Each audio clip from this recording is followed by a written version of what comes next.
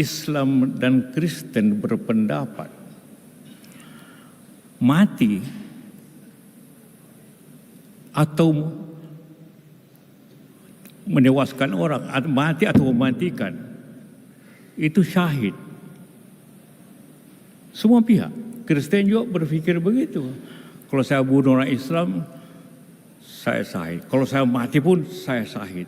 Akhirnya susah berhenti kalau konfliknya orang membawanya ke agama.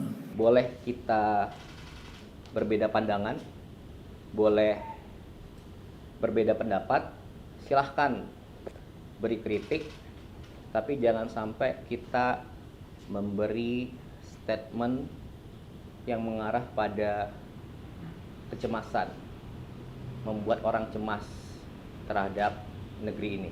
Ya, semuanya stabil, semuanya terkendali, dan ya, mari kita sama-sama untuk mencapai yang terbaik ke depan. Kepemimpinan Prabowo, saya tidak melihatnya dia punya kesungguhan dengan demokrasi. Ya. Dirinya aja ragu gitu. Indonesia ini demokrasi apa enggak? Lihat deh di pidato-pidatonya yang disampaikan ke publik. Ya.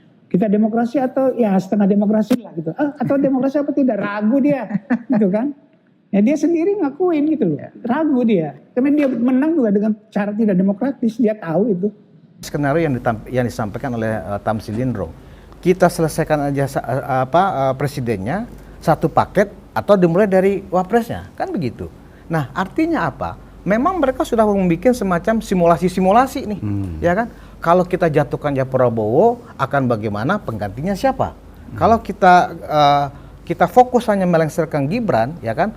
Simulasinya seperti apa? Nah, akhirnya mereka berpikir, ya kan? Satu paket saja. Itulah yang saya sebut itu sudah bukan lagi bukan lagi impeachment. Pikirin dong bagaimana rakyat ini sejahtera, rakyat ini aman, merasa nyaman, merasa aman dalam situasi politik dunia yang sekarang ini mengkhawatirkan gitu. Jangan hadap-hadapkanlah rakyat dengan rakyat. Jangan hadap-hadapkan juga rakyat dengan pemerintah. Pak Prabowo itu menurut saya nih sekarang kesabarannya itu sudah sama dengan Pak Jokowi. Kan dia juga sama dibilangin sama Rocky Gerung bajingan tolol juga kan? Presiden, wakil presiden harus hati-hati dengan celah-celah ya ekonomi, kemudian celah-celah historik itu. Dalam artian Pak Prabowo harus benar-benar mendisiplinkan tim ekonominya.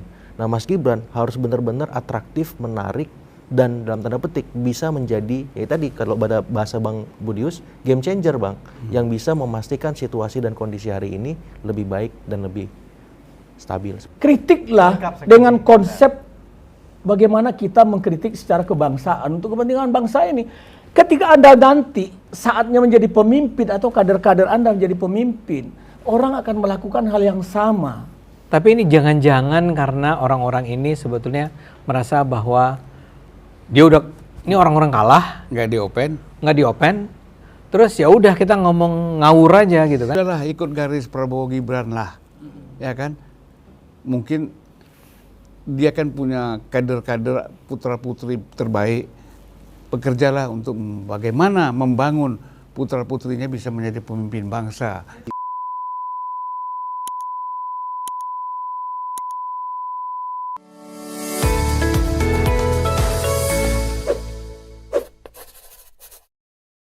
Assalamualaikum warahmatullahi wabarakatuh. Waalaikumsalam. Salam sejahtera buat kita semua. Salam juga dari Majelis Antitesis Indonesia kepada seluruh penonton Antitesis Indonesia.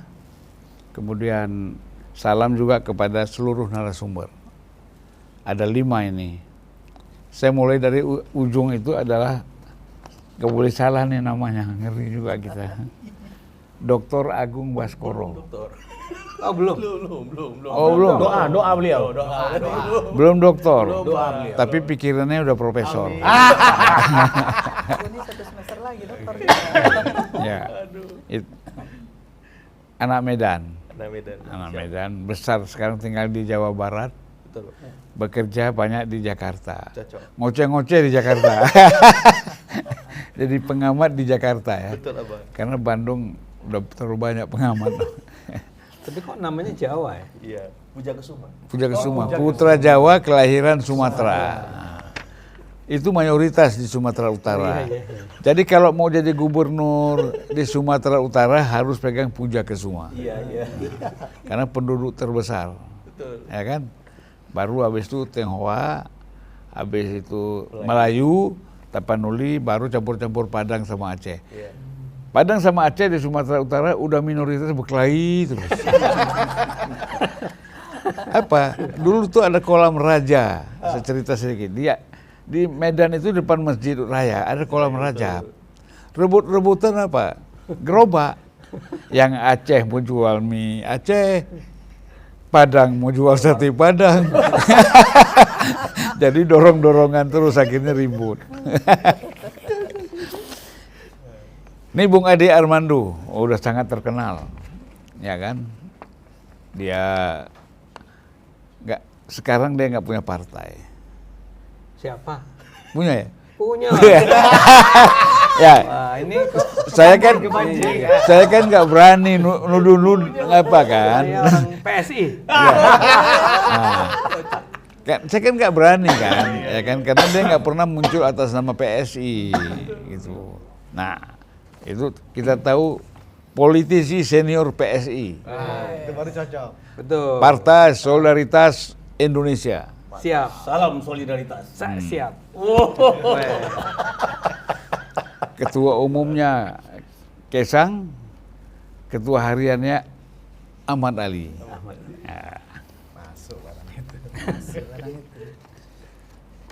Selanjutnya ya di Armando udah. Udahlah. Budius Empiriang. Sekarang mundar-mandir ke Polda terus. Karena dalam kasus Demokrat, ini I'm packing terseret-seret gara-gara dia nih. Demokrat, terus Pak JK lagi, apa lagi? Pak JK kayak nggak jadi, Bang. Nggak jadi ya. Pak JK menggugat Anda, melaporkan Anda. Ya rencananya begitu. Oh. Sudah sempat tersiar juga di media massa. Tapi pas Pak JK langsung ke Barreskrim 2 hari setelah itu nggak jadi. Agak aja bahasanya nggak jadi. Ya oke. Saya kenapa Darmizal namanya paling atas, tapi saya sebut paling belakangan. Karena ada nama Muhammad. Identik dengan Nabi terakhir. Jadi kita sebut juga dia terakhir namanya Muhammad Darmizal. Tapi kan masih ada Uni belum dikenalin. Iya. Ntar dulu, Uni belakangan dong. Darmizal. Aku memang ngomong yang terakhir tadi. Iya tadi yang terakhir. Maksudnya yang terakhir laki-laki. Kalian Bisa mikir gimana caranya.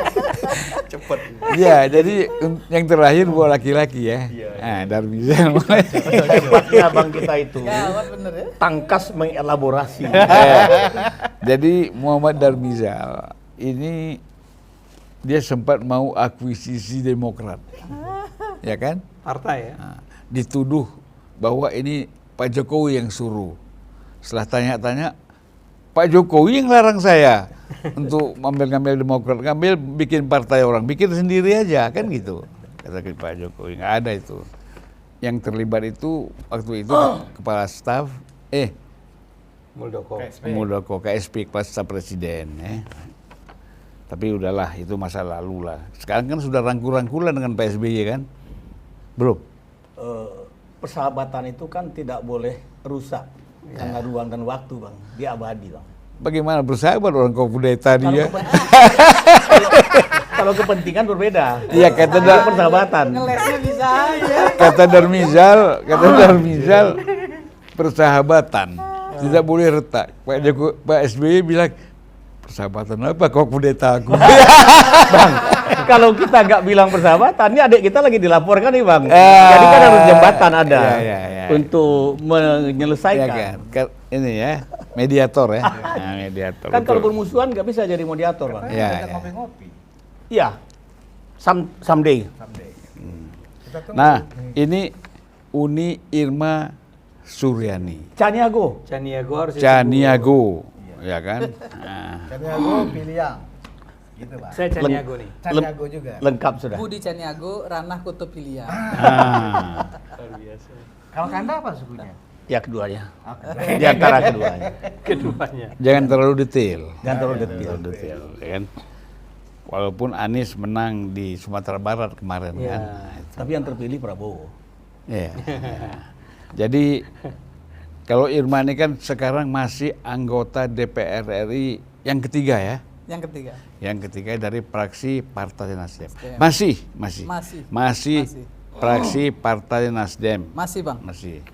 Yang kita lihat di YouTube, di TikTok sangat vokal itu melakukan kritik-kritik terhadap berbagai hal, terutama menyangkut masalah-masalah kesehatan dan sosial ya.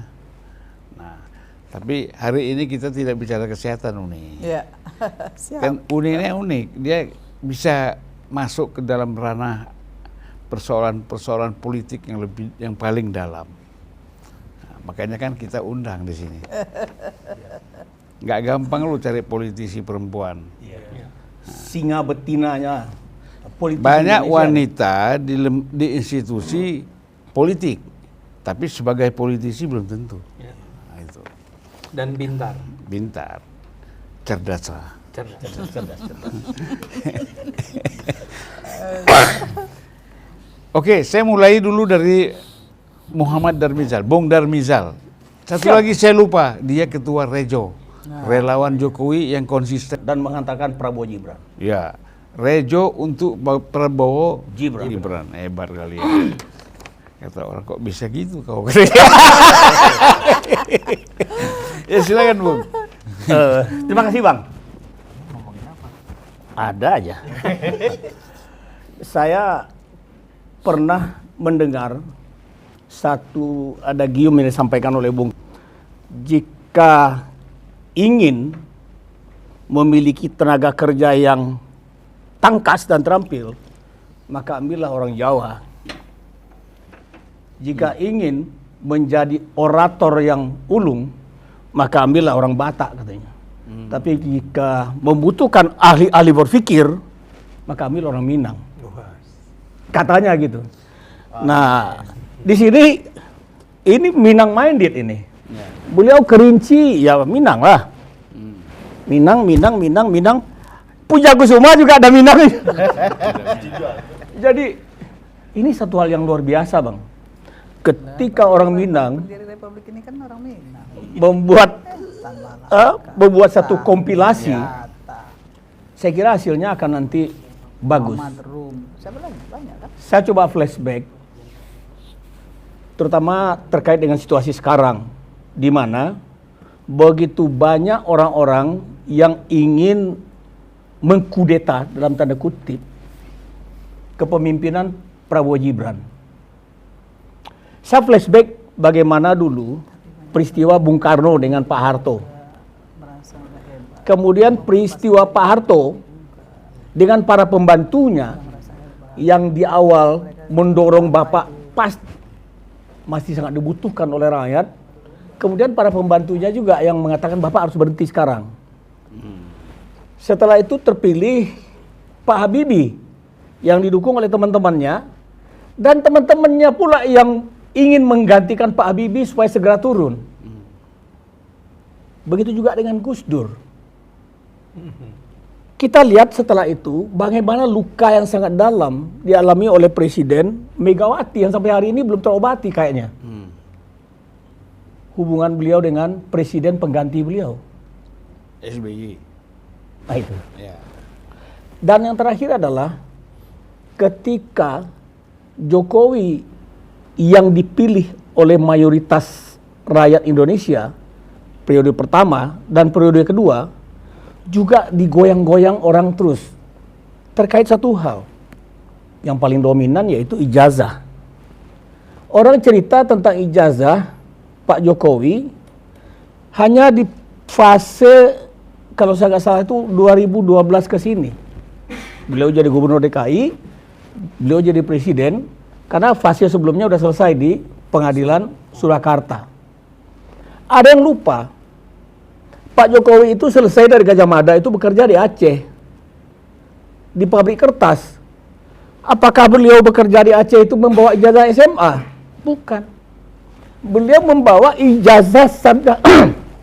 sarjana kehutanannya untuk melamar di Aceh, dan itu terverifikasi.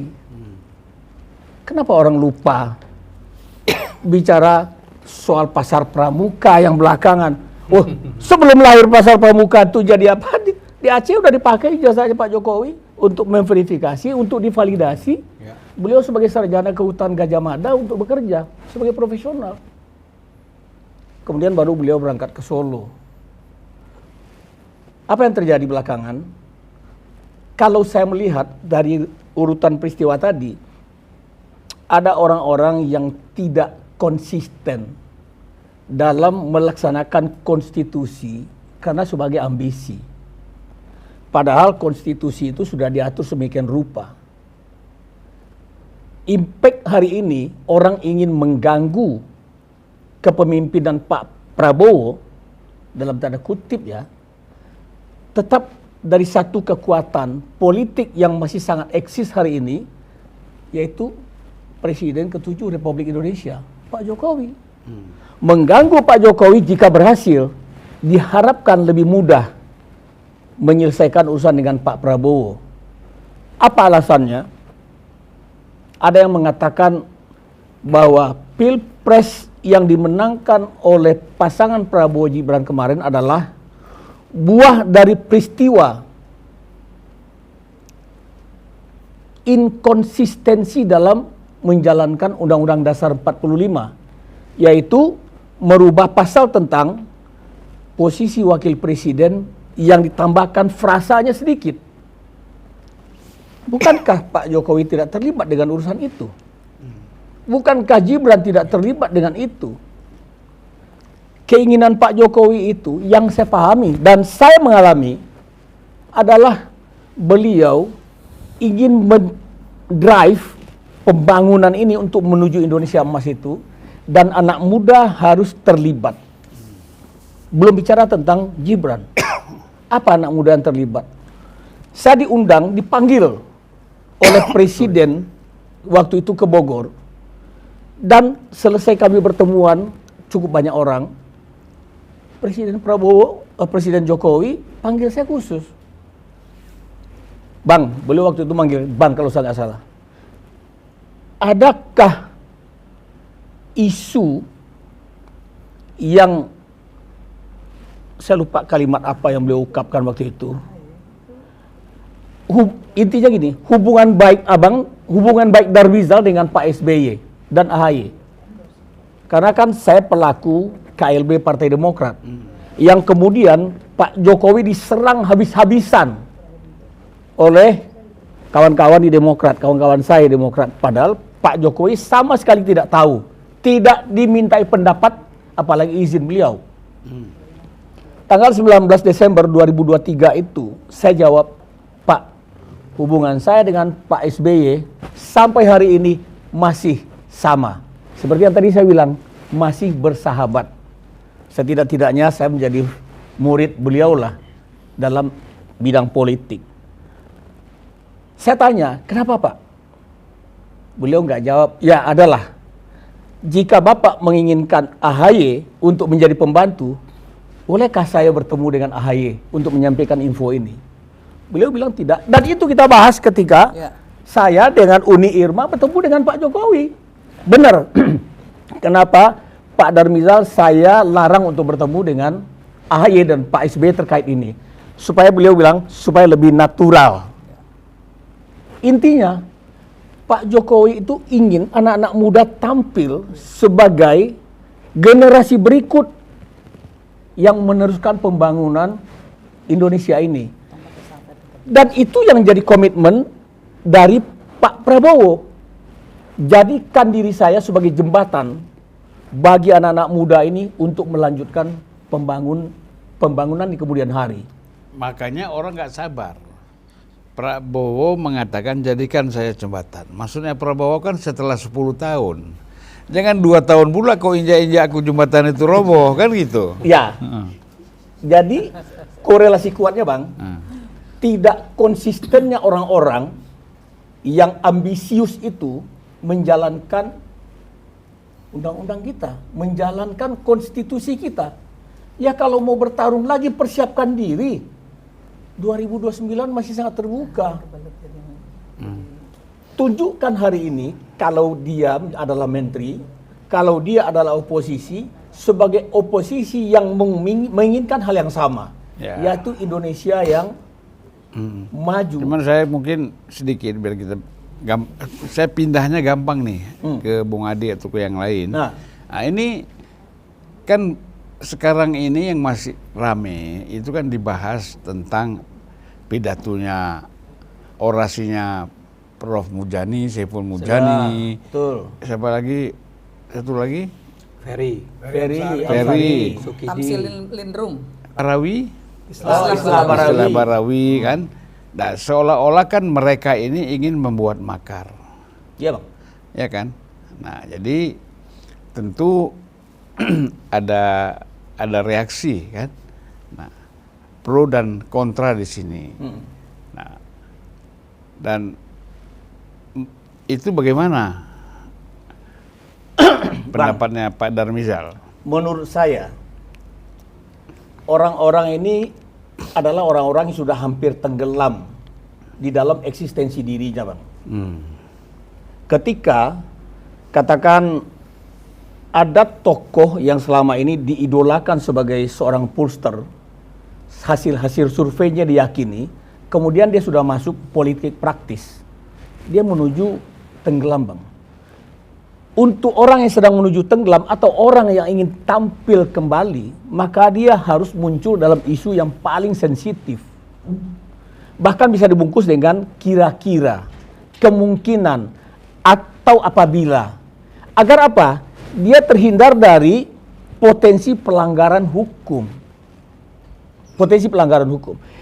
Kemudian apa, Bang? Ditutup oleh hasil survei terakhir yang diluncurkan oleh poll tracking bahwa tingkat kepuasan masyarakat Indonesia terhadap Prabowo Gibran itu 75,sekian%, Bang. Artinya yang mereka sampaikan itu bagi saya guyonan aja, Bang. Nggak usah ditanggapi serius. Ketika kita menanggapi serius, maka mereka berhasil memvalidasi dirinya untuk kembali menjadi sesuatu. Jadi lupakan saja mereka, Bang. Oke, saya ke Bung ke Trias Politika. Agung. Ya, Agung maksud saya yang belum doktor. Ya kan? Kita perlu gitu nanti Unpad marah pula kan. Unpad. UGM. Saya pikir kalau di Bandung tuh Unpad. Saya Unpad masalahnya. Kemarin kami di Cokro TV, Bang, sama-sama UGM yang jadi wawancarai. Tinggal 1 semester lagi selesai dokter. Ya kan?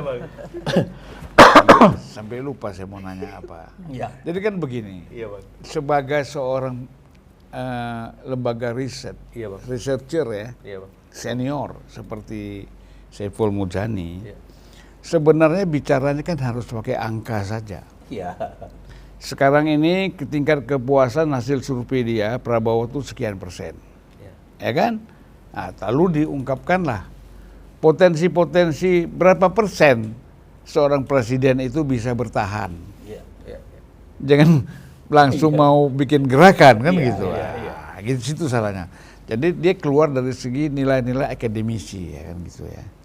Walaupun kalau kata Ali Syariati, kita membutuhkan intelektual yang revolusioner. Yes. Tapi bukan reaktif. Nah, bagaimana, Pak? Luar biasa ini. Baik, Bang. Jadi saya melihat statement Bang Saiful itu dalam 2 konteks, Bang. Pertama, secara teknis memang waktu itu kan memang forum halal bihalal pengamat lintas bidang, Bang. Memang aura-aura perlawanannya terasa sangat kuat gitu. Jadi non teknisnya ini kan nggak bisa kita pisahkan dari yang substansi, Bang. Jadi emang auranya di sana memang ingin berlawanan, berseberangan dengan pemerintah hari ini, sehingga mau nggak mau. Maksudnya forum itu? Iya, format halal bihalal itu memang format halal ya bihalal. didesain untuk berseberangan memang. Sah-sah saja kalau saya. Nah, tapi secara substansi akhirnya kan terpengaruh. Bang Saiful yang saya kenal sebagai ilmuwan kelas dunia, Bang. Karena beliau dapat banyak penghargaan prestisius setara dengan Huntington, sama Sinitero, macam-macam gitu. Saya respect sama beliau. Tapi ketika beliau kemarin berdiri di mimbar itu bukan sebagai scholars, pollster, tapi sebagai aktivis politik, Bang. Gitu. Jadi bacaan saya, menurut keyakinan saya seperti itu, karena arahannya kan jadinya informal Kenapa politik, tuh Bang. dia bisa belok begitu? Ya karena situasi, suasana forum, satu. Yang kedua memang beliau punya preferensi politik secara personal sejak pemilu-pemilu sebelumnya, Bang. Yang itu berbeda dengan Pilpres yang memenangkan Pak Prabowo dengan Mas Gibran semacam itu. Menurut saya sah-sah saja. Prof. Saiful bilang ini arahan partisipasi politik beliau ketika ngomong soal penggulingan semacam itu. Tapi kan karena kita bicara soal kaidah-kaidah formal politik, arahannya kan jelas, Bang. Partisipasi politik itu kalau secara formal lewat pemilu, kalau memang tidak sepakat dengan pemilu lewat pemilu lagi, di antara itu ya prosedur impeachment, Bang. Seperti itu mekanisme formal yang diatur oleh konstitusi. Nah kalau bicara soal aktivisme ya beda lagi, jalurnya jalur informal kan, Bang. Ya kita turun ke jalan, kemudian ya berdemo dan seterusnya, tapi pun demo dibatasi, ada jamnya. Jadi mekanisme aturannya jelas. Kenapa kemudian ketika ngomong soal penggulingan kemarin dan dalam video yang sekitar 5 menitan itu ada 2-3 kali Bang Saiful, Prof. Saiful mengatakan itu penggulingan, menjatuhkan, kita konsolidasi dan seterusnya. Yang menurut saya partisipasi politiknya lebih diarahkan ke informal semacam itu karena akumulasi kritik-kritik yang selama ini belum dijawab menurut beliau dan teman-teman di sana. Tapi yang jelas begini, setiap pemerintahan itu pasti ada kekurangan, Bang. Kalau kita misalkan sekarang bicara Mas Andre Yunus yang kena siram air keras, sebenarnya di masa sebelumnya kan juga pernah terjadi zaman Pak Jokowi. Ada peristiwa Pak Novel Baswedan. Tapi kan kita nggak ujuk-ujuk bilang itu Pak Jokowi. Itu siapa? Munir misalkan. Tapi kan kita nggak ujuk-ujuk bilang itu kesalahan Pak Jokowi atau kesalahan Ibu Mega misalkan. Sama harusnya nalar kita supaya fair. Ini juga nggak ujuk-ujuk salah Pak Prabowo. Bisa jadi ada faksi-faksi di dalam kekuasaan yang itu memang memanfaatkan nama baik presiden semacam itu. Yang kedua, pun kalau kita mau mengkritik fokus ke kebijakannya, Bang. Misalkan ada problem soal kebijakan populis pemerintah hari ini. Ya sudah, karena kita analis, polster, pengamat, solusinya apa? Masukannya bagaimana? Kan harusnya ke arahnya sana. Bukan menggulingkan, menjatuhkan di tengah geopolitik, geostrategis yang penuh dengan ketidakpastian. Karena cost-nya sangat besar, Bang, untuk kita menstabilkan ini semua. Dan kita sekarang menikmati hal semacam ini di negeri kita yang menurut saya terkontrol semua, ini kan nggak given, Bang. Ya kayak kemarin Lebaran, mudik lancar, harga BBM terkendali, distribusi juga nggak ada masalah, arus balik juga, terus juga situasi sekarang relatif aman. Ini kan nggak given, Bang. Pasti ada yang ngatur, ada yang merekayasa supaya semua terkontrol, terkendali. Maksud saya begini, kalau kita mau mengkritik harus jalan juga dengan apresiasi. Ya mengkritik oke. Tapi jangan sampai semuanya salahnya terus gitu kan. Ini jadi energi negatif yang membuat kita pesimis sebagai sebuah bangsa. Nah ini juga harus dipahami oleh teman-teman yang berseberang tadi. Kalau saya posisinya apa? Posisi saya lebih ke jalan ketiga, Bang. Pro, kontra ya saya di tengah aja lah. Saya akan mengapresiasi kalau benar. Kalau misalkan salah saya akan mengkritisi. Kalau dalam bahasa politik PDIP sekarang penyeimbang, Bang, seperti itu. Jadi jalan ketiga katanya. Ya udah di tengah saya, tapi bukan berarti nggak bersikap, Bang. Maksud saya ya pemerintah banyak melakukan kerja-kerja luar biasa. Penyeimbang itu kadang-kadang turun ke jalan juga. Tergantung. Seperti itu. Tergantung situasi, Bang. Jadi kalau saya melihat objektivitas itu yang memang ketika pengamat yang lintas bidang tadi berkumpul tidak saya dengar apresiasinya. Kok ini salah terus, kritik terus, kok malah ujung-ujungnya menjatuhkan semacam itu. Ini kan kontraproduktif di tengah situasi seperti sekarang semacam itu. Dan saya nggak ada soal, saya mengkritik juga.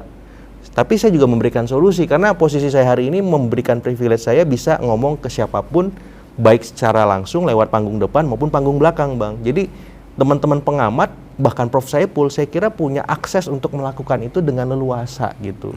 Dan ketika beliau menyampaikan statement itu kan saya akhirnya bertanya-tanya, ini kenapa ya seperti itu. Sehingga pada satu momen ya saya melihat bahwa ini memang perlu ditindaklanjuti juga. Ini kan alarm juga, Bang, buat pemerintahan.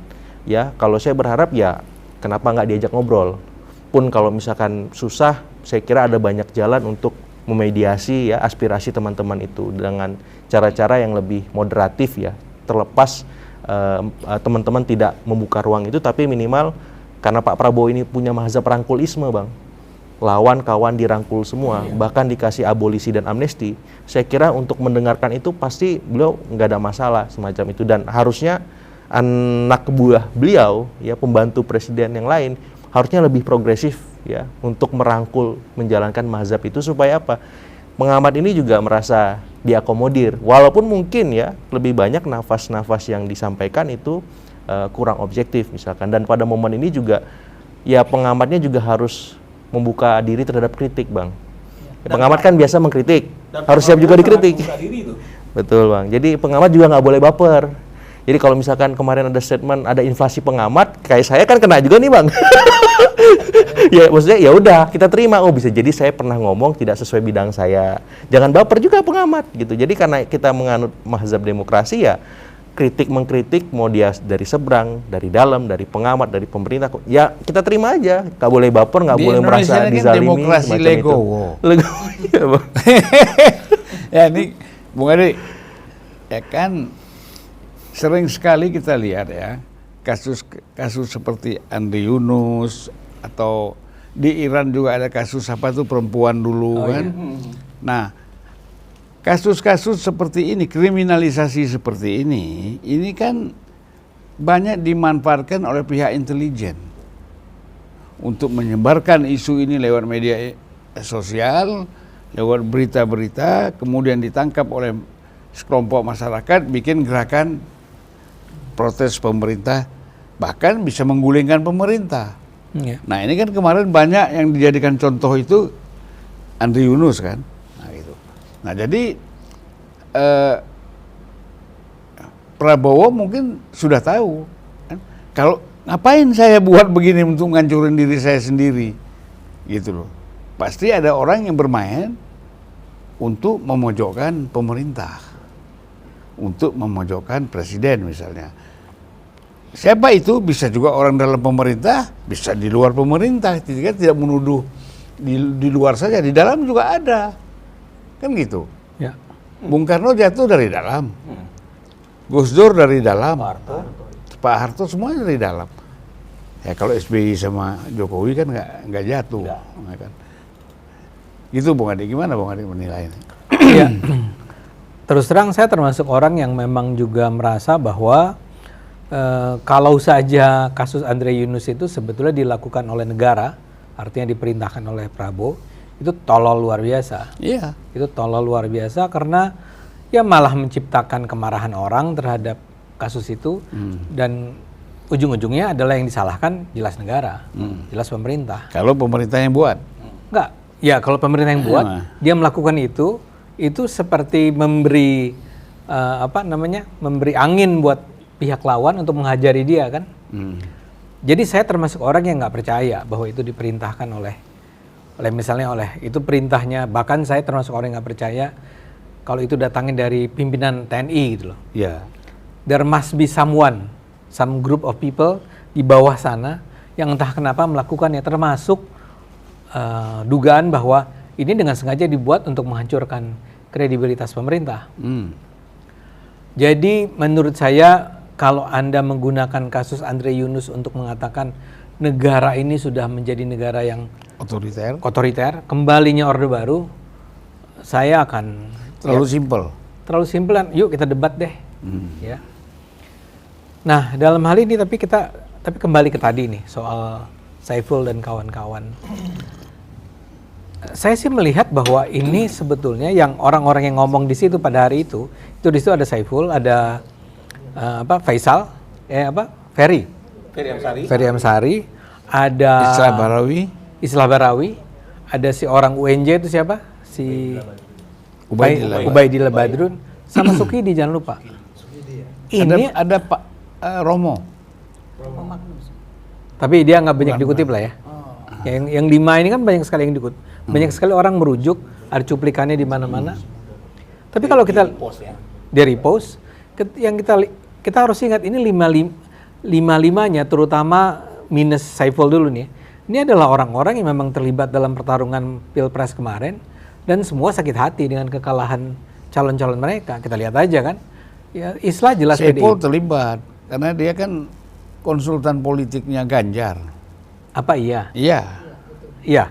Iya. Oh ya kalau gitu ya udah 5-5-nya. Lengkap sudah. Ya siapa namanya ada Islah adalah jelas PDIP ya. Ferry jelas Anies. Sukidi jelas PDIP. Si UNJ Ubaidillah Anies. saya duga si Anies ya. Dan satu lagi kalau gitu Saiful adalah kalau betul dia adalah konsultan Ganjar. Tapi saya mau bilang kenapa saya agak ragu dengan menyebut Saiful, karena Saiful tuh saya kenal banget, saya nggak pakai banget kan. Saya kenal Saiful. Saya bekerja di perusahaannya di SMRC itu saya bertahun-tahun bersama dia. Dan dia tuh memang kadang-kadang kita nggak bisa memisahkan, nggak bisa melihat apakah dia ini sekarang beroperasi sebagai seorang intelektual, apakah sebagai aktivis, sebagai pollster dan seterusnya. Tapi di semua bidang di mana dia bekerja itu, di posisi manapun, menurut saya dia itu idealis. Sebagai contoh, nggak mungkin lah ada penelitian yang dilakukan oleh SMRC itu curang, main di random sampling segala macam, nggak bisa, nggak boleh. Selalu jujur lah. Selalu jujur, ya. Dan dia bisa memilih siapa yang bersedia dia menjadi konsultan. Jadi ketika tahun 2000, ketika pertarungan Jokowi Anies tahun 2000, Anies versus Ahok di Jakarta 2017, Saiful tuh bisa mengatakan nggak ada ya, pokoknya kalau Anies datang ke sini, timnya datang ke sini, kita nggak terima, kita cuma mau bantu Ahok. Kan nggak profesional kalau kita lihat dari sisi, kalau dia bawa duit gimana, nggak usah, mendingan kita enggak. Tahun 2014 itu juga dia bilang kita pokoknya dukung PSI ya. 2024. 2014 belum ada. 19. 2019. Ya. Tapi kalau ada partai lain yang juga membawa tawaran, bagaimana? Enggak. Kita cuma PSI. Cuman kemudian gara-gara PSI kalah, kayaknya ada persoalan hubungan antara PSI dengan Saiful. Bukan berantem ya, tapi dia nggak ikut lagi di 5 tahun berikutnya. Saya ingin mengatakan begini, ini bukan tipe orang yang petualang politik seperti yang barangkali kita kenal di Indonesia banyak kan. Banyak petualang politik yang sekedar pura-pura jadi ilmuwan politik yang disebut inflasi, pengamat tadi, itu banyak, kita akui lah. Anda enggak, saya enggak, saya rasa. Budi ngata popularitas. Masa popularitas jadi inflasi? Nah, dia nggak begitu tipenya. Saiful tuh ya jujur, lurus ya. Cuma kenapa dia sampai, menurut saya, bikin blunder. Pernyataan dia tuh blunder. Menyatakan bahwa, ya udah kita konsolidasi untuk menjatuhkan. Itu bukan intelektual banget. Karena pertanyaan saya satu. Kan dia bilang gini, tahun 1998 juga begitu kita. Kan kita turun. Dia sebut Ray Rangkuti kan. Ray Rangkuti turun, bergerak kita di bawah. Kan itu historis banget. Membandingkan Soeharto 98 sama Prabowo 2026. Kejahatan Soeharto itu memang luar biasa. Sehingga kalau kita waktu itu masih mendukung Soeharto, kita akan pertanyakan integritas orang itu. Masa dukung Soeharto sih? Udah jelas-jelas dia korup, jelas-jelas dia bunuh orang gitu kan. Kalau Prabowo sekarang, kesalahannya di mana? Kenapa Anda tiba-tiba bilang kita konsolidasi untuk menggulingkan, menjatuhkan? It doesn't make sense. Biar gimana pun Ferry masih lebih logis kan. Kita impeach. Ya kita kan cuma ketawa aja kan. Hukum kan. Iya. Maksud saya adalah kita paling ketawa. Ya impeach aja lagi. Kemarin Gibran aja nggak lolos, apalagi Prabowo kan. Ya. Tapi jadi sebenarnya Bung Ade mau bilang terjebak dalam salah gaul ini. Enggak, saya mau bilang. Saya mau bilang gini. Muzani ini terjebak, Saiful Muzani terjebak dalam salah gaul. Teman-temannya salah salah forum. Nah, tapi kenapa? Tapi kenapa? Gini, Saiful Muzani itu, saya minta maaf nih kepada Kang Saiful untuk mengatakan ini, tapi ini bukan negatif. Kang Saiful itu anti Prabowo. Anti. Apa karena TNI? Bukan, ya ada TNI-nya ya. Tapi bahwa Prabowo dulu dengan kesalahan-kesalahan di masa lalunya. Kan saya juga pengkritik Prabowo dulu. Buat saya itu penculikan itu salah. Tapi kan sekarang sebetulnya Prabowo sudah mengakui, yes I did that. Dan saya salah. Ya, cuman Prabowo bilang Tapi tidak ada satupun orang yang saya culik itu meninggal. Kalau ada yang meninggal itu bukan saya, gitu ya. Tapi kalau buat orang seperti Saiful Mujani, itu tak termaafkan kira-kira gitu. Makanya dia juga kesal sama saya, karena saya juga aslinya kan anti Prabowo, tapi kemudian ketika menjelang pemilihan presiden Pak Jokowi waktu itu bilang bahwa kayaknya kita harus dukung Prabowo. Nggak gitu kalimatnya, cuman message-nya itulah kira-kira gitu. Kita dukung Prabowo lah kalau gini, gara-gara Pak Jokowi itu ditendang sama PDIP kan? Kan nggak salah dia dong. Dia dibully bukan ditendang. Ya ditendang, nggak diajak. Kan dia sebenarnya pendukung Ganjar tadinya. Saya juga pendukung Ganjar. Ya. Terus Pak Jokowinya ditendang. Saya PSI yang tadinya dukung Ganjar juga ditendang. Nah Pak Jokowi ketika itu kasih isyarat, kayaknya kita perlu ngobrol sama Prabowo deh. Gitu. Bukan ke saya dia ngomong, tapi kepada teman-teman PSI. Sejak saat itu saya belajar tentang Prabowo dan akhirnya saya menemukan bahwa apa yang saya baca selama ini tidak sepenuhnya benar. Dia sendiri udah berubah kok. Dia udah nggak didukung oleh kelompok-kelompok radikal agama gitu kan dibandingkan 2014-2019. Saya ingin ringkas menjadi begini. Ketika itu akhirnya saya jadi mendukung Prabowo, ya PSI mendukung Prabowo kan. Saiful itu marah. Saya yakin dia marah sama saya. Tapi persis pakai filosofinya Uda Darmizal, ya kita bisa beda politik, tapi kita tetap bersahabat. Dan itu yang kami lakukan. Itu kan politik para pendiri Republik. Begitu ya. Ya Hatta dengan Soekarno gitu kan. Pada saat Soekarno meninggal, Hatta sakit hati sebenarnya dengan Soekarno kan. Tapi dia datang, dia mendoakan dan seterusnya. Nah kembali ke tadi, jadi ada kemarahan yang luar biasa nih dalam dirinya Saiful, ya.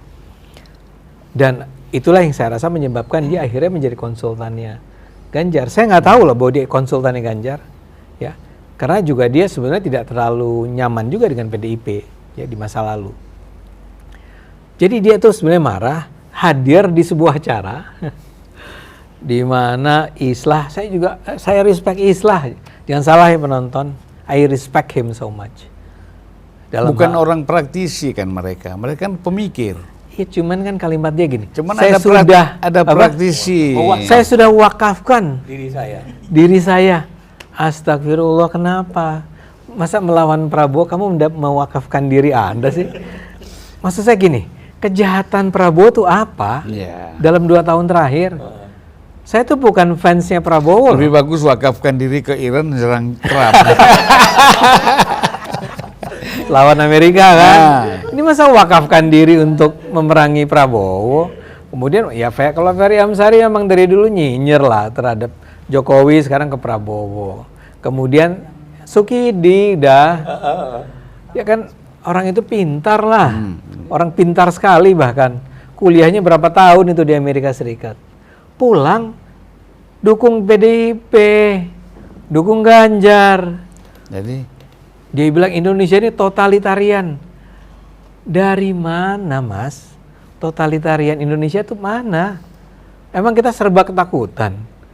Saya tuh merasa bahwa ya ada kasus Andre Yunus dan jangan disalahkan langsung Prabowo dong ya.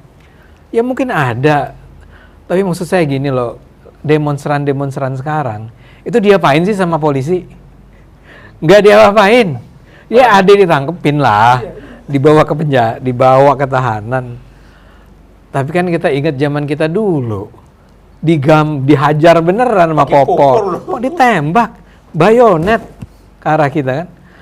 Sekarang Anda bilang ini rezim totalitarian, tapi memang ada banyak persoalan dengan polisi-polisi sekarang. Nah jadi saya mau mengatakan begini.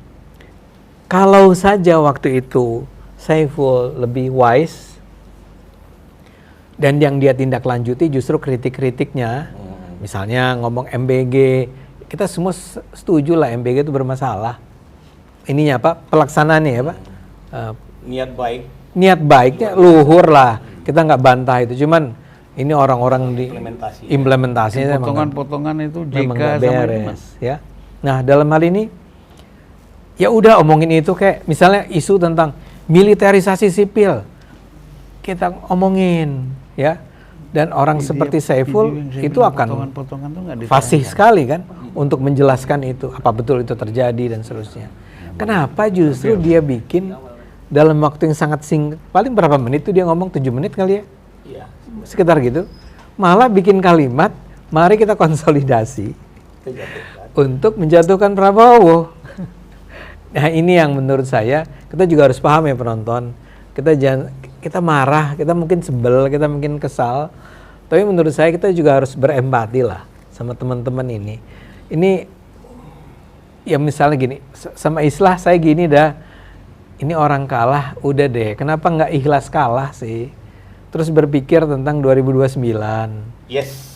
Iya kan? Ini ngapain bilang bahwa saya wakafkan diri saya kan? Kalau ada yang mau terima. Apa? Ya kita kadang-kadang menafkahkan diri saya kalau ada yang mau terima, kalau nggak ada yang mau terima gimana? Wakafnya. Tapi kira-kira menurut saya sih kalau Ya. saya berusaha berempati aja. Ya. Oke, saya ke Uni Irma Suryani Caniago. Ya. Uni, kan sebenarnya saya nggak tahu ya, di luar DPR itu kan ribut betul nih. Saiful Mujani ngomong begini, Islah Bahrawi ngomong begini, Sukidi, rame kan? Rame sekali. Hampir boleh kita bilang ya podcast segala pembahasan masalah ini sangat rame. Tapi kan nampaknya di DPR sepi-sepi aja. Ya kan? Nah apakah nggak nonton? Atau memang udah cuek aja lah? Ya kan? Padahal kan nanti muaranya kalau impeachment kan kan harus DPR. Bagaimana kalau nah ini kita kan mau tanya sama Uni, sebenarnya bagaimana pandangan di parlemen, partai-partai politik dan di DPR sendiri melihat perkembangan kasus-kasus seperti ini? Ya, sebetulnya Bang, saya cukup sedih ketika misalnya DPR ini didelegitimasi. Seolah-olah DPR ini nggak ada kerjanya, ya, isinya kotoran semua lah. Ya. Sehingga sekarang tingkat kepercayaan masyarakat kepada DPR itu di angka 3, sekian persen. Rendah sekali. 3. Ya, di itu yang membuat saya pribadi sebagai anggota DPR itu sedih luar biasa Bang. Dan saya nggak bangga lagi jadi anggota DPR sebetulnya. Ya, bahkan berencana 2029 saya nggak menyalon lagi, saking sedihnya saya gitu ya. Calon ini dong. enggak ini emosionalnya saya Kira-kira ketika misalnya DPR ini didelegitimasi sampai seperti itu. Padahal kan di dalam DPR itu nggak cuma sampah isinya, banyak juga yang masih bagus. Tapi yang sampah juga ada kan gitu. Yang sampah ada, tapi yang bagus juga masih banyak gitu ya. Nah, masalahnya sebetulnya kenapa DPR ini seolah-olah seperti mati suri Bang ya. Ya karena mohon maaf nih, pimpinan-pimpinan partai politiknya semuanya pedagang. Jadi itu yang membuat DPR itu mandul. Kan DPR ini kan kepanjangan tangan dari partai politik. Mau ngomong harus izin dulu. Ya, ngomong keras sedikit dipanggil. Kan itu urusannya. Nah, terkait dengan kasus makar nih ya, yang dianggap makar ini ya. Salah satunya yang menjadi perhatian saya adalah kami di DPR ya, yang kita bincang-bincang sama teman-teman di DPR itu salah satunya yang saya soroti, yang terus terang ya, kalau Bang Saiful Mujani saya nggak terlalu, karena saya tahu juga beliau ya, eksistensinya, kemudian integritasnya juga saya tahu. Sebetulnya saya juga kaget ya ketika beliau tiba-tiba ngomong seperti itu gitu. Nah yang saya sorot justru malah yang namanya Tamsil Linrung, Wakil ketua. ya. Saya tahu beliau itu mantan anggota DPR, dulu juga terlibat kasus EKTP ya, walaupun kita nggak tahu kemana nih kasus ya. Artinya saya mengenal dia sebagai salah satu yang terlibat di EKTP. Beliau kan bicara di satu pertemuan ya, halal bil halal, saya nggak tahu tuh. Beliau bilang bahwa kita harus fokus untuk menjatuhkan Prabowo atau kita fokus ke yang lain. Kita fokus kepada menyingkirkan istilahnya, ya, mengimpeach Gibran sebagai anak haram konstitusi. Itu yang disampaikan Tamsil. Jadi kita harus memilih dua poin ini. satu menjatuhkan Prabowo langsung atau kita Gibran. Ini yang disampaikan Bung Tamsil Lindrung. Nah, menurut saya Tamsil kan sama bukan juga kasusnya. dulu PKS kan, Ya. sekarang enggak kan. Iya. Tapi yang saya sesalkan Bang di kalimat-kalimat yang dia sampaikan itu, dia membawa nama misalnya Safri Samsudin. Yang saya bertemu dengan Pak Safri Samsudin waktu itu, Pak Prabowo juga kita seolah-olah menyampaikan bahwa tertekan, ya, bahwa Pak Prabowo itu tertekan. Di situ juga ada Pak Safri Samsudin dibawa-bawa begitu. Ya kan Pak Safri ini kan dalam kabinet Prabowo. Ya Menhan loh. Menurut saya itu nggak boleh dibawa-bawa karena itu akan image Safri seolah-olah Pak Safri dibawa-bawa nih gitu. Kemudian dia juga bawa-bawa JK misalnya kan. Pak JK. Kalau JK kan kita tahu memang ngomong langsung ya, memang ngomong, tapi kalau Pak Safri kan enggak. Kemudian dia juga ngomong soal misalnya bertemu dengan Pak Mujani di DPR gitu kan, bahwa memang ada kegelisahan gitu ya. Ahmad Muzani ya. Bukan Mujani yang tadi. Oh bukan. Ahmad Muzani maksud saya. Ini Saiful. Ya, ada kegelisahan yang kemudian seolah-olah bahwa kegelisahan itu ditimbulkan dari Solo yang selalu menekan dan menjadi masalah. Jadi dua posisi itu yang harus diambil, menjatuhkan Prabowo langsung atau Gibran. Nah itu menjadi perhatian kita juga Bang sebenarnya di DPR, teman-teman ya yang memang punya punya perhatian ya, punya empati, punya politik engagement untuk bisa bicara soal politik. Kan banyak juga yang lain juga nggak terlalu suka bicara politik. Itu semuanya sama. Ya, kami membicarakan itu juga soal kenapa kok tiba-tiba penyiraman air keras itu ya itu menjadi guyon juga sih sebenarnya di DPR. Kita nggak boleh ngomong keras-keras ya, ntar kita disiram air keras loh. Nah gitu loh. Itu ada Bang. Itu sampai begitu teman-teman DPR itu sampai takut. Jadi kita jangan ngomong macam-macam, nanti kita disiram air keras. Itu juga terakumulasi ketakutan itu. Padahal sebagian besar bukan yang lain, bukan Uni nih. Sebagian besar anggota DPR disiram air dingin aja udah diam. Nggak perlu air keras. Jadi itu yang menurut saya juga nggak pas ya.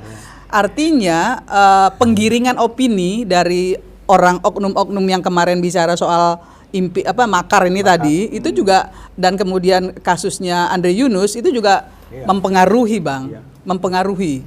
Nah, tapi menurut saya ini orang-orang yang terpengaruh, menurut saya itu kan juga tingkat literasi informasinya nggak bagus ya, miskin lah menurut saya ya. Jadi mereka seolah-olah langsung takut gitu. Kita jangan kritik pemerintah ya, nanti kita disiram air keras misalnya seperti itu. Itu terjadi Bang. Ada Beredar di kawan-kawan ya.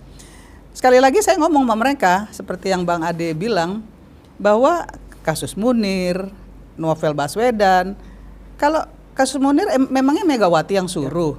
Kasus Novel Baswedan emangnya Jokowi yang suruh. Sama dengan Andre Yunus kan memangnya Prabowo yang suruh. Iya, pasti enggak. Berarti kan Prabowo dapat dipastikan enggak. Loh, Prabowo mencelakakan dirinya sendiri kalau itu dia lakukan, nggak masuk akal. Betul.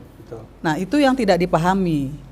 Nah, yang kedua menurut saya nih ya, Islah ya, selain kemarin di podcastnya Akbar Faisal itu maki-maki Jokowi luar biasa gitu ya, bilang bahwa Jokowi itu rakus, serakah, segala macam lah yang disampaikan ke publik oleh si Islah ini ya. Menurut saya orang ini nggak pantas juga bicara seperti itu gitu ya. Kalau mau melakukan kritisi harusnya by data, terukur. Kita lihat di poll tracking nih Bang, soal MBG misalnya, kan itu di bawah komisi saya. Itu 55% rakyat setuju, suka. Tapi 45% itu nggak setuju. Sebetulnya MBG ini kalau dilakukan dan dilaksanakan sesuai apa yang diinginkan Prabowo, menurut saya ini luar biasa. Setuju. Masalahnya ada di lapangan. Tingkat pelaksanaan ya. Iya, di orang-orang yang mengelola. Contoh, kasus pembelian motor misalnya. Ya kan? Itu juga menjadi masalah. Itu kita DPR nggak tahu memang. Nah, yang begini-begini memang harus dibenerin. Saya terus terang beberapa kasus yang saya anggap ini tidak konstruktif untuk Pak Prabowo, saya langsung bicara sama Dasko. Saya bilang, bos, ini Anda harus tahu loh. Saya bilang ya. Saya bilang, Bung, ini Anda harus tahu. Ini keliru nih. Ini harus dibenerin. Tapi Dasko tuh orangnya kooperatif sekali. Sangat kooperatif. Jadi begitu saya sampai dia langsung tanggap. Terima kasih Mbak Irma, nanti kita akan kita tindak lanjuti. Dasko tuh bagus banget tuh. Kalau saja misalnya Pak Prabowo lebih banyak juga mendengarkan Dasko, sebetulnya nih Bang ya, yang begini-begini ini nggak akan terjadi. Menurut saya. Karena beliau salah satu orang yang bisa merangkul aktivis ya, bisa merangkul buruh, Dasko, bisa mengkonsolidasi kawan-kawan untuk bisa sama-sama membangun Indonesia. Itu yang sebenarnya dia lakukan. Tapi kan dia nggak bisa sendirian, karena di seputar Prabowo ini banyak orang. Lebih menganut politik kebangsaan lah, gitu ya, Daskonya. Dan satu lagi yang saya mau ketawa juga ya, ketika misalnya Islah bilang saya mau wakafkan itu. Kemudian Tamsil bilang kita turunkan Prabowo, yang lain juga bilang seperti itu. Memang mereka siapa? Punya masa? Emang mereka punya masa gitu loh. Ya kan mereka kan nggak punya masa. Siapa sih yang ikut mereka? Nggak ada. Kita kan tahu. Nah itu yang saya bilang ini manusia-manusia kardus yang menurut saya mau mati konyol gitu. Ya, masyarakat itu bisa. Bukan, masyarakat bisa menilai. Ya, dari survei kita bisa lihat saya mengkritisi soal kesehatan misalnya kan, bahwa anggaran kesehatan primer itu nggak boleh diefisiensi. Saya ngomong Bang, dan saya sampaikan nggak ada masalah, ditanggapi kok. Ini jangan dipotong dong. Saya ngomong di RDP, saya bilang tolong Pak Menteri bicara sama Pak Prabowo, saya bilang kan sama Pak Presiden dengan Menkyu, ini jangan dipotong karena ini melanggar konstitusi.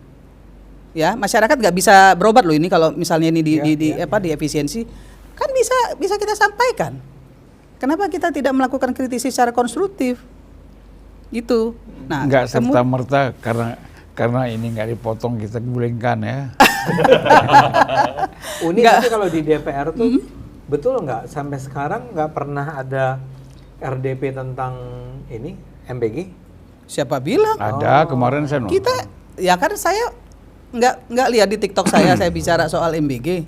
Saya bilang sama kepala badan MBG, saya bilang sama Dadan, Anda nggak usah ngurusin yang lain-lain, yang ibu hamil segala macam, lansia segala macam, nggak usah. Saya bilang fokus aja ke anak sekolah.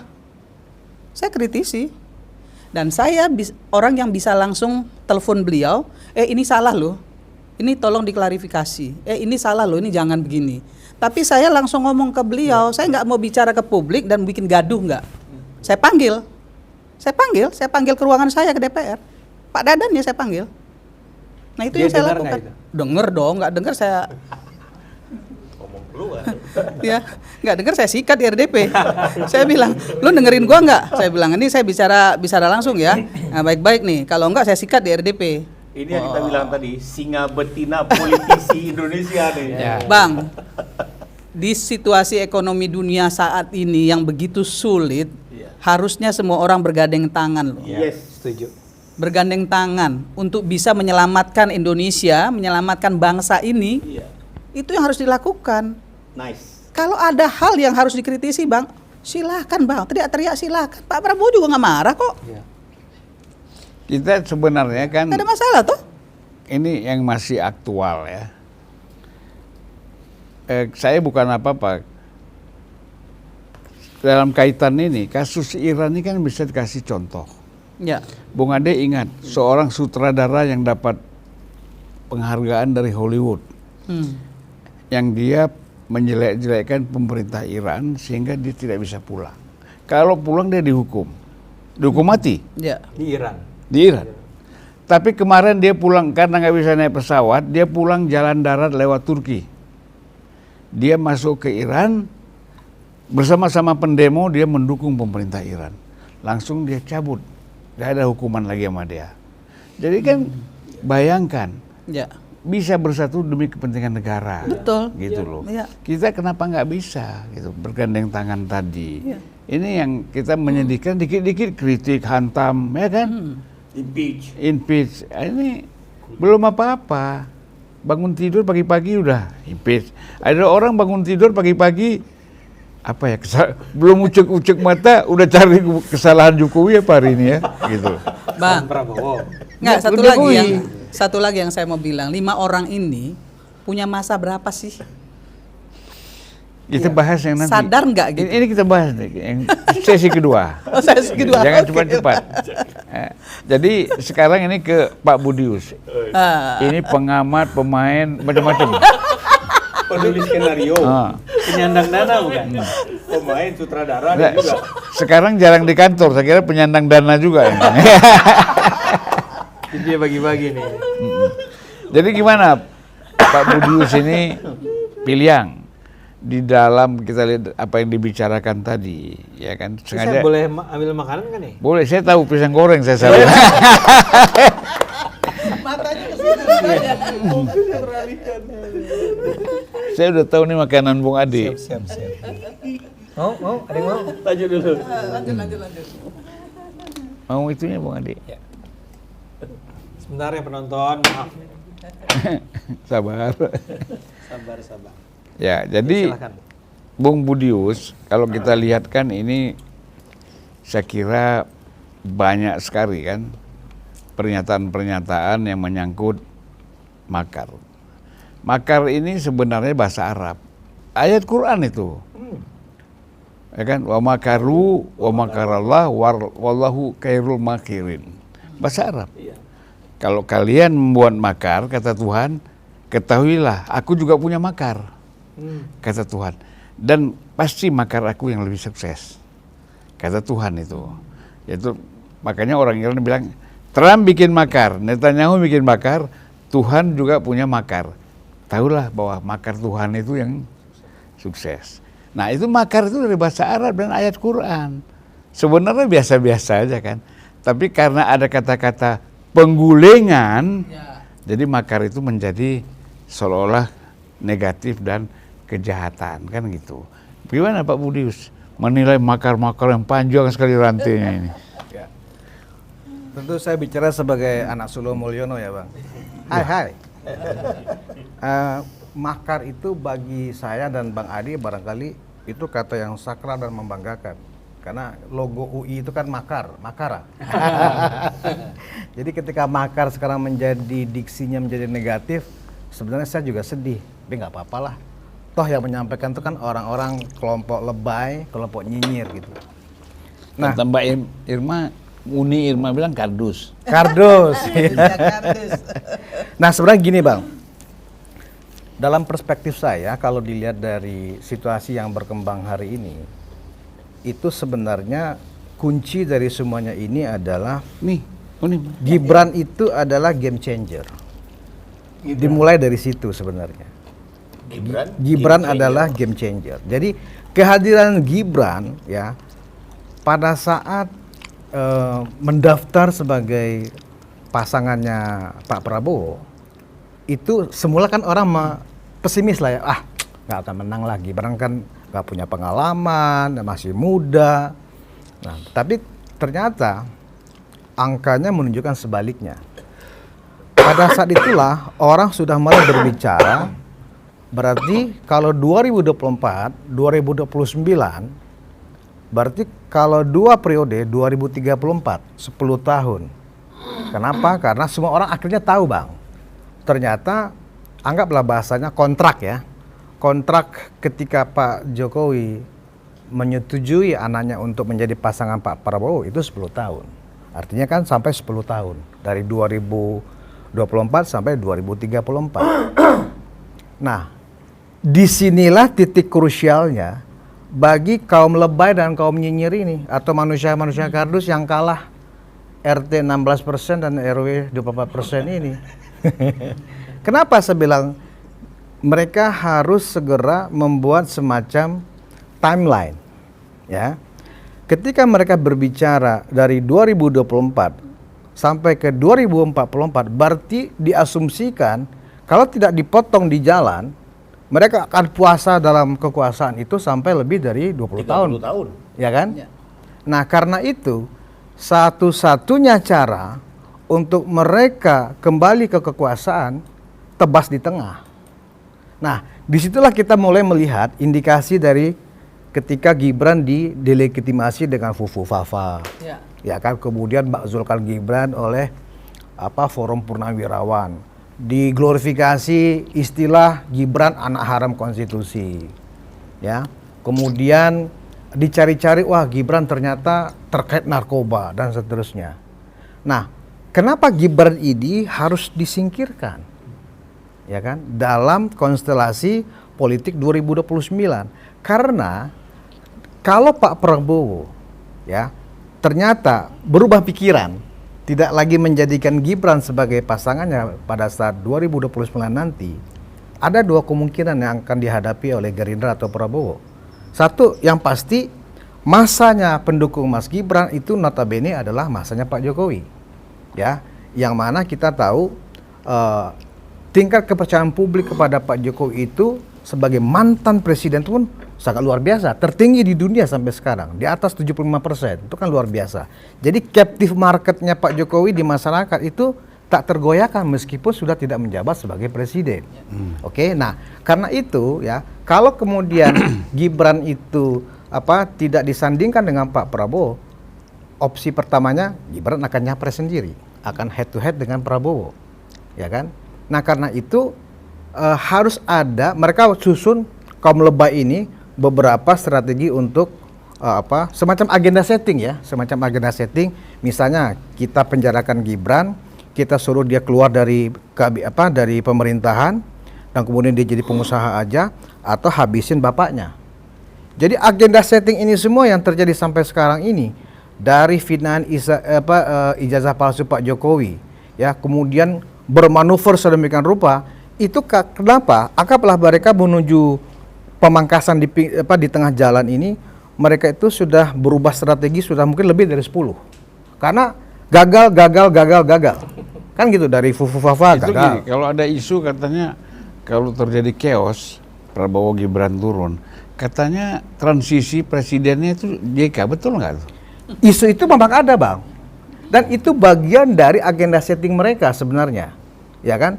Mereka berpikir seolah-olah mereka punya agenda setting itu ada di ruang hampa. Seolah-olah para relawan Pak Jokowi atau orang-orang yang ada di sekitar pemerintahan sekarang, seolah-olah itu dianggap nggak ada. Itu kekeliruan mereka sebenarnya. Memang, Bang, orang-orang yang memang sudah ada kebencian yang melangit di hatinya, di pikirannya, cenderung tidak rasional. Ya, orang yang tidak rasional itu cenderung orang yang arogan, seolah-olah kita paling hebat, kita paling benar, yang lain dungu. Kan begitu, Bang. Sehingga itu sekaligus membuat mereka lupa diri. Nah, itu sebenarnya keuntungan kita. Semakin itu orang kalau percaya dalam diri, Al-Quran orang lupa diri, lupa Tuhan. nah itu dia. Ya kan? Masuk barang itu. Jadi kembali, Bang, kepada timeline tadi. Mereka, saya yakin kalau kemudian saya nggak mau menyebut nama apakah itu dilontarkan oleh Pak JK atau tidak ya, tetapi muncul isu sekarang yang diglorifikasi bahwa Juli Agustus chaos besar, ya kan? Nah, kalau kita mencoba membangun puzzle-nya, tiba-tiba mantan wapres kita ini mengusulkan kenaikan BBM, ya, di tengah kita menghadapi situasi yang harusnya kita semakin hati-hati, bagaimana menjaga hati rakyat ini nggak bergejolak. Tiba-tiba ada usul menaikkan harga BBM. Gini, BBM bersubsidi. BBM bersubsidi khususnya, ya kan? Nah, kalau itu benar diikutin oleh pemerintah, BBM bahasanya BBM, Bang. Iya, kalau BBM kan udah otomatis naik. Berarti yang memang lain-lain yang dimaksudkan oleh Pak JK itu adalah Pertalite, anggap begitu ya, yang itu bersubsidi, subsidi. ya kan? Nah, bayangkan pengguna Pertalite itu lebih dari 80% dari masyarakat Indonesia. Kalau itu dinaikkan, misalnya dari 10.000 menjadi 12.000, ya kan? Dampaknya bukan sekedar masyarakat akan menambah uangnya untuk mendapatkan 1 liter Pertalite, tetapi inflasi berentet yang ada di kebutuhan-kebutuhan masyarakat yang lain. Ongkos transportasi pasti naik, harga sembako pasti naik. Itu adalah trigger yang sangat seksi bagi mereka untuk terjadinya chaos. Jadi kalau ada teori yang mengatakan atau proyeksi yang mengatakan Juli Agustus chaos, dengan diawali dengan kenaikan BBM, itu saya pikir relevan sekali.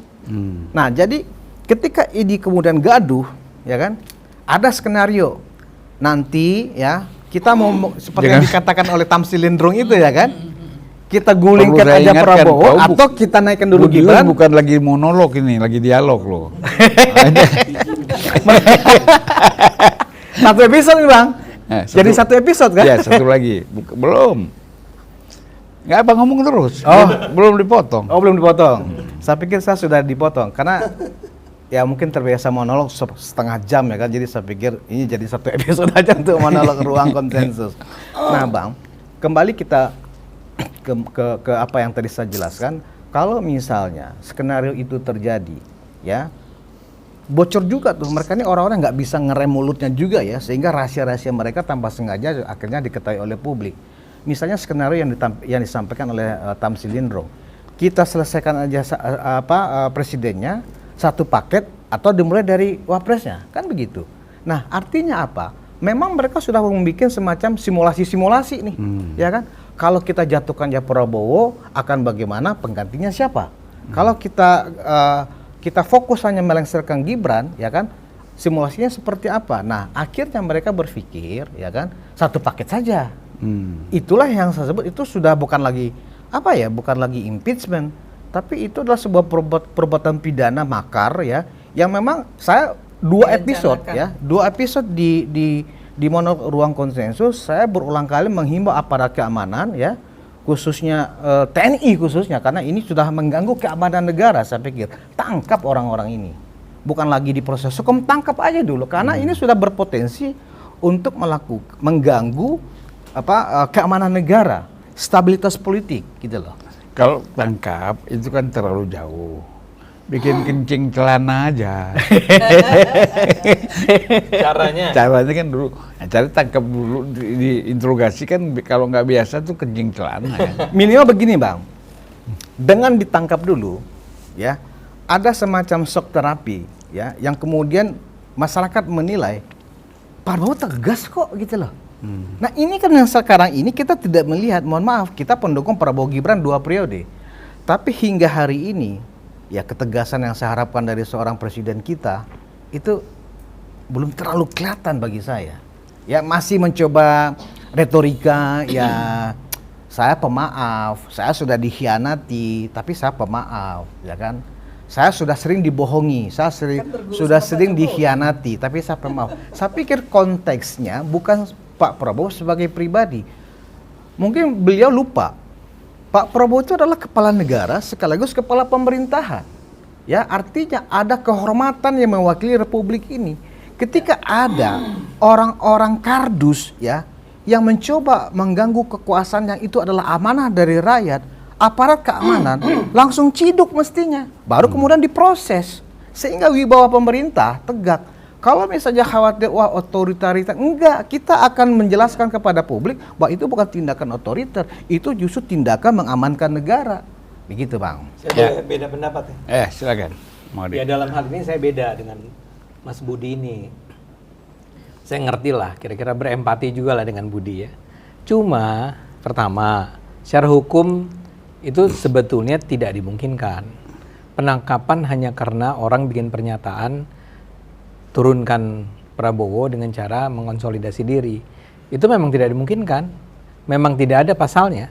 Pasal itu mengatakan bahwa Anda tuh harus betul-betul melakukan tindakan kejahatan, ada beberapa lah, pengkhianatan, mengancam, dan itu harus betul-betul terwujud dalam tindakan. Baru sekedar bicara, nggak bisa, Bud. Iya, jadi gini nih. Dalam Islam, saya kembali lagi dalam Islam. Kita jadi syariah nih kayaknya. Enggak, bukan. Ini harus ada sandarannya. Ya, bahwa orang yang berniat jahat tapi tidak jadi dilakukan, dimaafkan sama Allah. Kan gitu. Tapi Bang, kalau boleh nih, saya agak sejalan juga sedikit pikiran dengan dia. Saya bela dia juga Bang. Ya.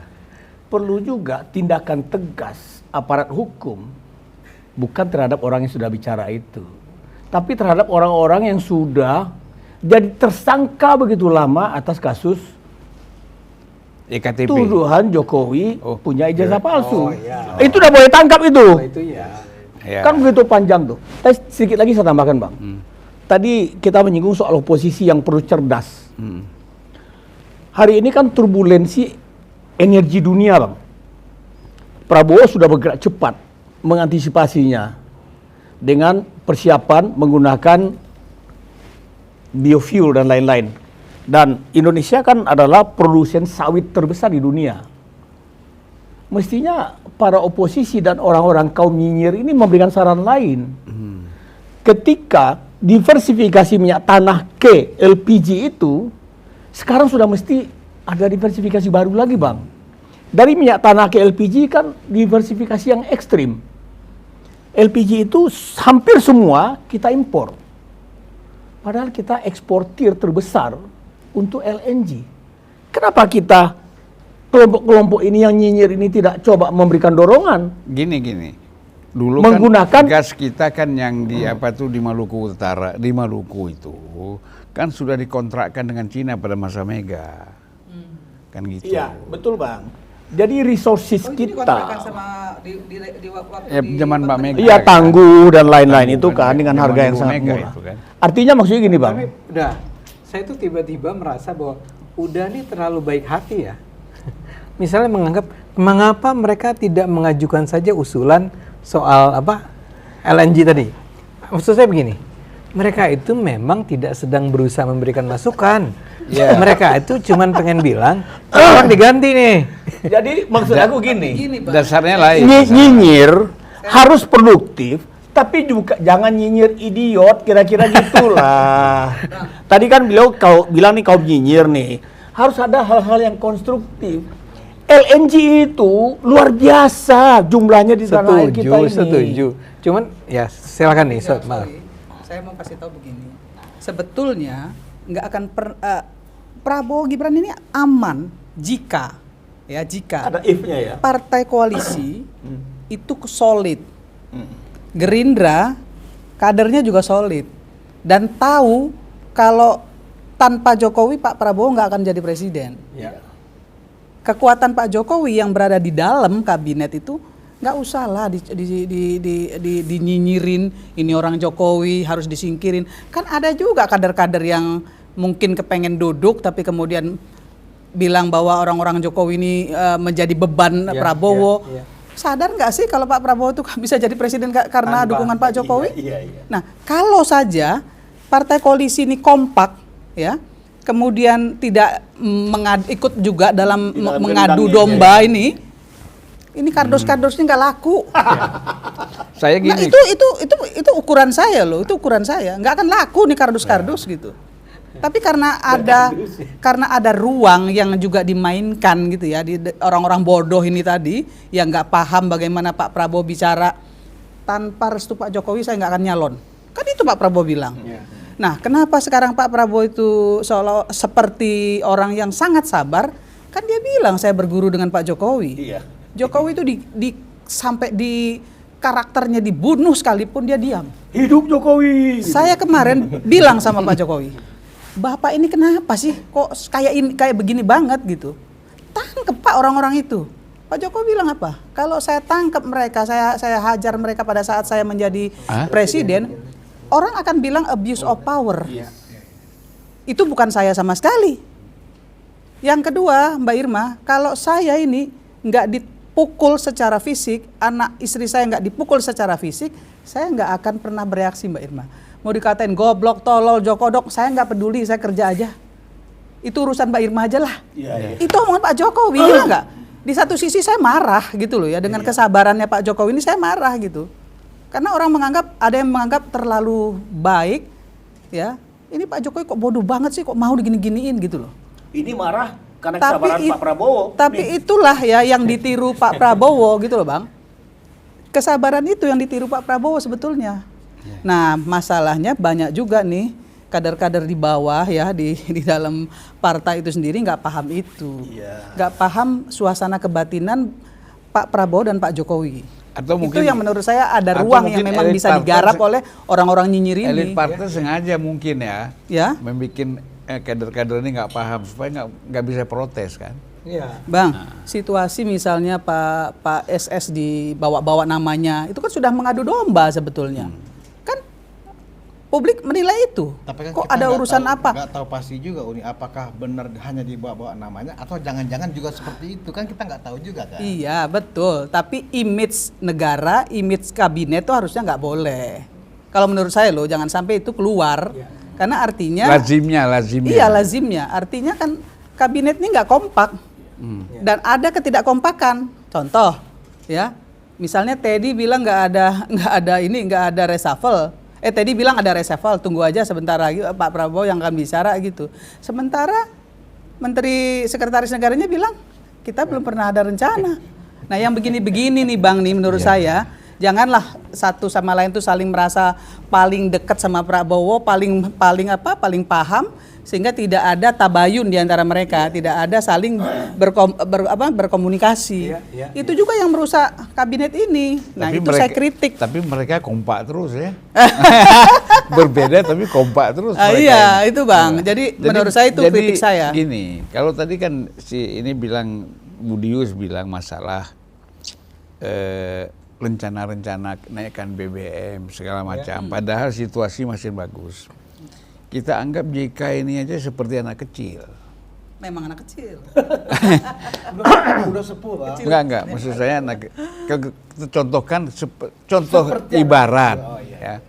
Kalau kita lagi duduk ini kan di meja makan, makanan lengkap semuanya udah enak mau minum, datang kan anak kecil narik karpet, taplak mejanya kan tumpah semua. Bang, tapi dalam hal ini saya setuju sama Budi.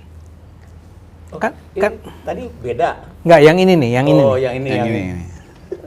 Saya juga menganggap bahwa atau curiga lah, si JK ini player nggak sih sekarang? Dia udah begitu lama nggak pernah terdengar, terus sekarang tiba-tiba rangkaian pernyataannya tuh bikin masalah, ya kan?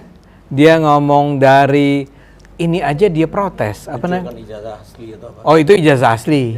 Tapi apa libur apa satu hari itu? WFH. Ya. Tiba-tiba dia menjadi seorang yang seperti oposan yang selalu menyerang apa yang diambil oleh Pak Prabowo. Tapi apa yang dikaitkan oleh Budi tadi kan menjadi sangat logis kalau kita lihat dari kronologinya. Sekarang dinaikkan dulu harganya. Timbul kemarahan, timbul kekacauan. Dalam beberapa bulan ke depan akan ada chaos. Ya, sekarang pertanyaannya, dia ini player bukan? Atau jadi seorang ilmuwan? Saya duga, ya, dia itu memang sedang berusaha interfering dalam politik Indonesia saat ini. Nah, pertanyaannya adalah kenapa after all these years, all of a sudden, dia tiba-tiba muncul lagi sebagai pemain. Saya rasa dia sedang berusaha memanfaatkan juga situasi yang serba chaos dan segala macam. Salah gaul lagi. Jadi kembali lagi tadi ya. Ini kan saya bulan Mei 2023 itu sudah menyatakan di podcast saya bahwa Prabowo tidak akan menang kalau nggak didukung Jokowi. Satu. Kedua saya bilang Jokowi ini Mei 2023 jauh dari pemilu. Jokowi pasti mendukung Prabowo. Itu. Kemudian Pak Prabowo panggil saya ke Menhan. Ya kan, ini cerita aja kita kan. Ngomong sana sini panjang. Ada Menhan ya? Nggak ada, kan Pak Prabowo Menhannya. Oh, ini masih era. Ya. Mei 2023. Jadi saya ini sampai sekarang belum ada cawapres. Pak Prabowo ngomong sama saya. Loh, saya bilang kenapa Mas? Kan ada Hovipah. Ya Hovipah kan mau 2 kali gubernur. Caimin. Waduh. Nggak bisa dia bilang gitu kan, nggak bisa. Gitu.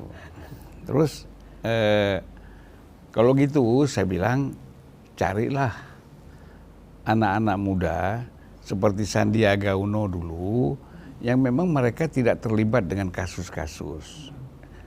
Ya kan, gitu. Ini menarik sekali. Oke, dia bilang kan, ya siapa ya, dia bilang. Aduh, Mas lah yang tahu. Saya nggak tahu, saya bilang. Waktu masih Menhan kita manggilnya Mas. Kalau sekarang kan Bapak, kita nggak berani kan. Penyesuaian, Pak. Presiden kan. Jadi, nah kemudian berapa hari saya ketemu dengan Hasto. Mungkin ada info, Hasto tahu saya ketemu dengan Pak Prabowo. Langsung saya ketemu dengan Hasto. Jumat Sabtunya saya ketemu dengan Hasto. Gimana Bang hasil pertemuan? Nah, saya ngomong aja kan, nggak ada yang rahasia kan. Ya Pak Prabowo sampai sekarang belum ada wapres. Loh, Harto bingung. Oh, dia mau cari wapres, mau jadi presiden. Dalam pikiran mereka, Pak Prabowo mau jadi cawapres. Mungkin ya, begitu tangkapan saya. Lalu di situ Bu, Hasto telepon Ibu Mega. Bu, saya lagi dengan Bang Zulfan, ada info dari Bang Zulfan bahwa Prabowo mau jadi capres.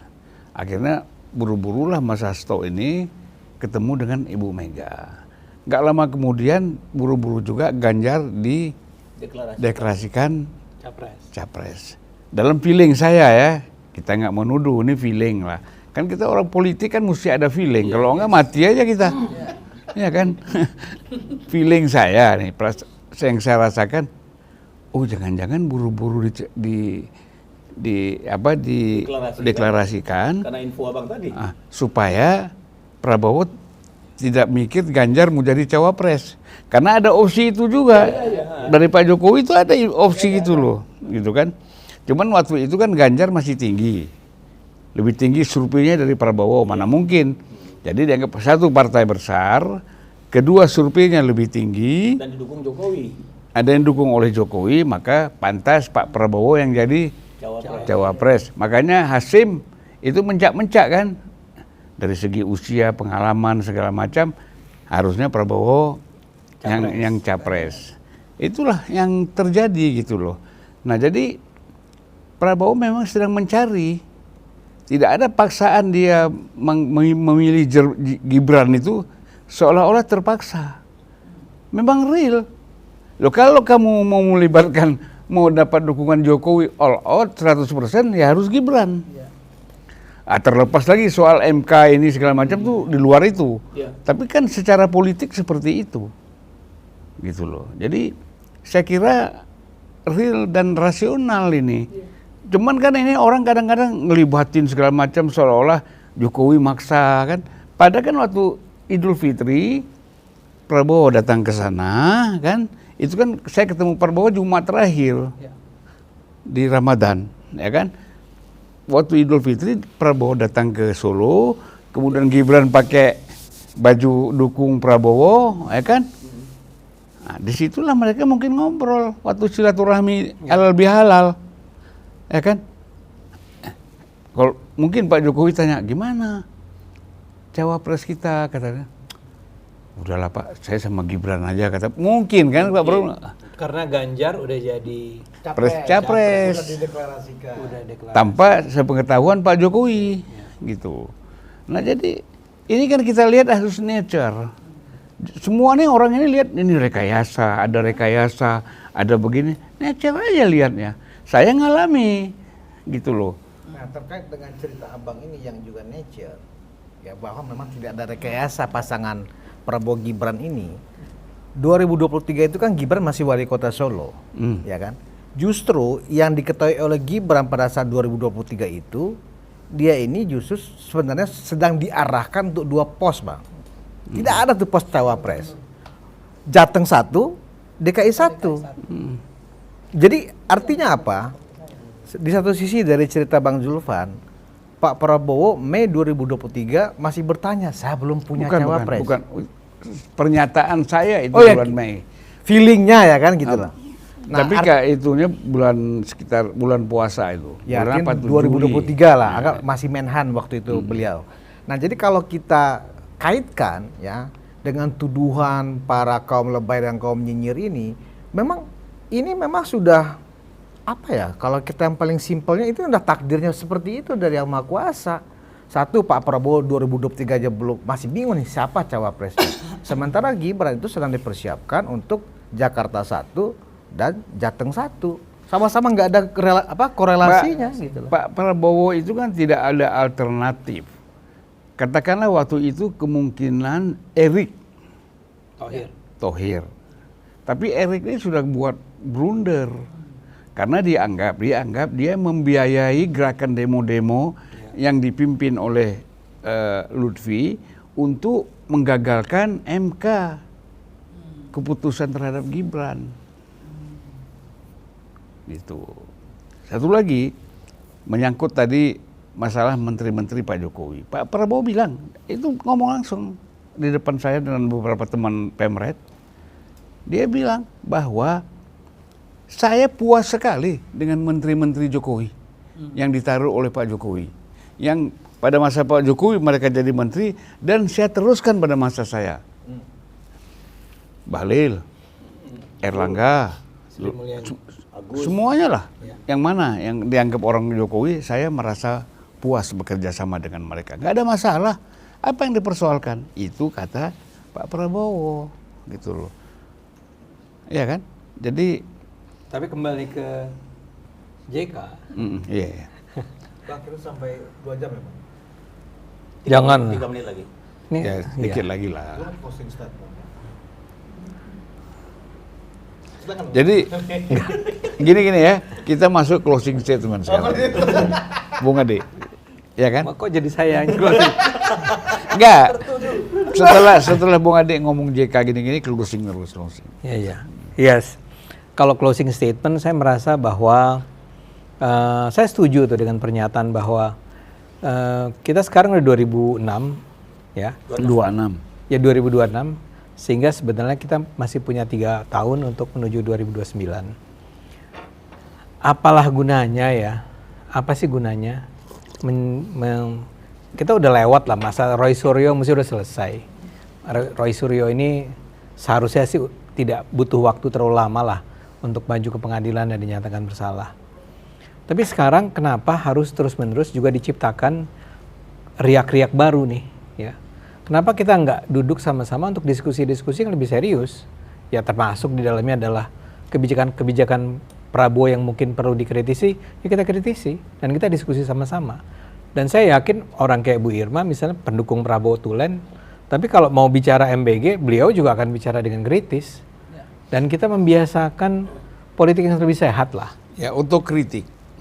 Otokritik, dan ini juga jadi penting. Teman-teman pendukung Prabowo juga jangan terlalu cepat marah. Baper. Jangan baper dong, ya. Kalau dikritik ya jawab juga dengan sama berwibawanya, sama Sebenarnya sama Bung Ade matangnya. ya, Mao Zedong itu ketua umum Partai Komunis Cina. Tapi dia membutuhkan otokritik. Iya. Bayangin. Pastilah. Prabowo juga butuh. Butuh. Gitu kan. Makanya kita nggak usah takut kalau mau ngeritik Prabowo. Asal dengan akal sehat, tidak mempunyai motivasi, niat ingin menggulingkan. Iya. Memberi masukan. Ya. Setuju. Cuman gini, saya sih melihat ada persoalan dengan Pak Prabowo. Pak Prabowo tuh terlalu sibuk lihat keluar tanpa ada orang-orang di dekatnya yang menjadi jembatan buat kita untuk bicara pada Pak Prabowo. Saya nggak tahu nih apakah omongan kita ini bisa nyampe ke Pak Prabowo. Oh, sampai beliau nonton. Ya, saya harapkan. Saya garansi itu. Oke, itu bagus. Tapi kan teman-teman yang lain, saya duga nih orang-orang seperti Saiful dan kawan-kawan itu kayak merasa putus asa. Saya kayaknya nggak bisa ngeritik nih ya, Pak Prabowo nggak mau juga dengar. Karena itu kalimat-kalimatnya menjadi kalimat-kalimat yang menurut saya jadinya justru merendahkan kapasitas intelektual dia. Janganlah ngomong begitu kan. Tapi ini jangan-jangan karena orang-orang ini sebetulnya merasa bahwa dia ini orang-orang kalah, Nggak di open. Terus ya udah kita ngomong ngawur aja gitu kan. Sebenarnya di open, Bung Ade, tunggu giliran lah. ini saya mulai agak curiga nih Bang Zul apa sebenarnya. Maksud saya begini, kan saya pernah diundang bersama forum, ada siapa tuh Saganda. Oh. Ada Jumhur Hidayat. Ada di depan Pak Prabowo. Ada Henry Satrio. Yang mereka juga dalam pertemuan dengan Pak Prabowo itu kritik. berdebat kan. Nanti dulu ya, yuk jangan gitu. Dia kan begitu kan. Si Prabowo-nya. Saya ini berani mempertahankan tesis ini di depan 50 profesor loh, ahli ekonomi itu kan. Tapi mereka tetap aja bukan diam, jelaskan lagi. Jadi sebenarnya biasa. Tunggu giliran lah, Saiful Mujani pasti diundang. Kan banyak yang mau diundang ini kadang-kadang. Nah, dalam hal ini saya malah jadinya perlu mengkritik teman-teman pemret itu yang kalau ketemu sama Pak Prabowo terlalu sopan. Enggak. Ngomongnya enggak apa itu? Nah, dua Syihab itu udah 2 kali bersama saya. Keras dia ngomong. Keras dia ngomong. Dan terakhir kan dengan Hasan Nasbi, dia kritik juga kan. Gitu loh. Uni Lubis misalnya. Ada kawan-kawan dari Detik, dari Pemret Detik misalnya, juga keras. Nah, ya mungkin standar kerasnya saya dengan beliau beda kali ya. Enggak sampai pukul-pukul meja lah Bung Adi. Emangnya Surya Paloh. Saya tuh berharap mereka itu tidak terlalu sopan di hadapan presiden, langsung straight to the point. Ini gini Pak Prabowo. Duduknya sopan, tapi kritiknya tajam. Ya udah. Nanti kalau saya terus bertahan dengan sikap saya, para penonton ini Ade Armando kenapa sih gitu kan? Jadi malah saya yang dituduh menjadi anti kebebasan. Jangan-jangan kena imbas Saiful Mujani. Ini lanjut ke sini atau di? Iya, lanjut. Lanjut aja. Oke, lanjut ya. Closing ini jangan panjang-panjang. Nah, makanya saya mau menyampaikan yang namanya closing itu kan singkat, Bang. Jadi ada tadi disampaikan Uni Irma, politik kebangsaan. Apa yang dilakukan 2 tokoh yang menurut pikiran saya, satu adalah Profesor Sufmi Dasko Ahmad, itu sudah mempertontonkan praktek politik kebangsaan. Dan apa yang dilakukan oleh Pak Prabowo, presiden kita, juga hal yang sama bahkan melebihi. Ada gium lagi yang pernah juga saya sampaikan ketika diskusi. My loyalty to my party ends when my loyalty to my country begins. Artinya, loyalitas kita kepada partai, kepada kelompok, itu harus berhenti ketika loyalitas kita kepada bangsa itu dimulai. Saya nggak lihat Pak Prabowo tuh bicara tentang Partai Gerindra di mana-mana. Bicaranya tentang kebangsaan. Saya malah melihat juga Prof. Dasko bicaranya tentang kebangsaan, bagaimana merangkul gitu ya untuk kepentingan kepemimpinan Prabowo Gibran ini, yaitu politik kebangsaan. Maka saya menghimbau orang-orang kelompok nyinyirisasi dan kelompok apa tadi itu? Kaum lebay, manusia kardus. Kritiklah dengan konsep bagaimana kita mengkritik secara kebangsaan untuk kepentingan bangsa ini. Ketika Anda nanti saatnya menjadi pemimpin atau kader-kader Anda menjadi pemimpin, orang akan melakukan hal yang sama. Jadi seorang kritikus dengan politik kebangsaan, itu menurut saya pentingnya ke depan. Karena mereka bukan penyair dan filosof.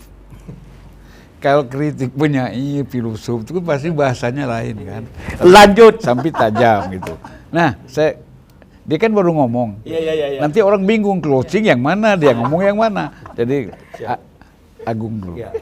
Sebenarnya ada 2 celah Bang secara politis yang itu menjadi bahan bagi teman-teman yang di seberang yang mengkritik selama ini kepada pemerintah. Celah pertama itu secara ekonomi. Ini alamatnya ke Pak Presiden gitu.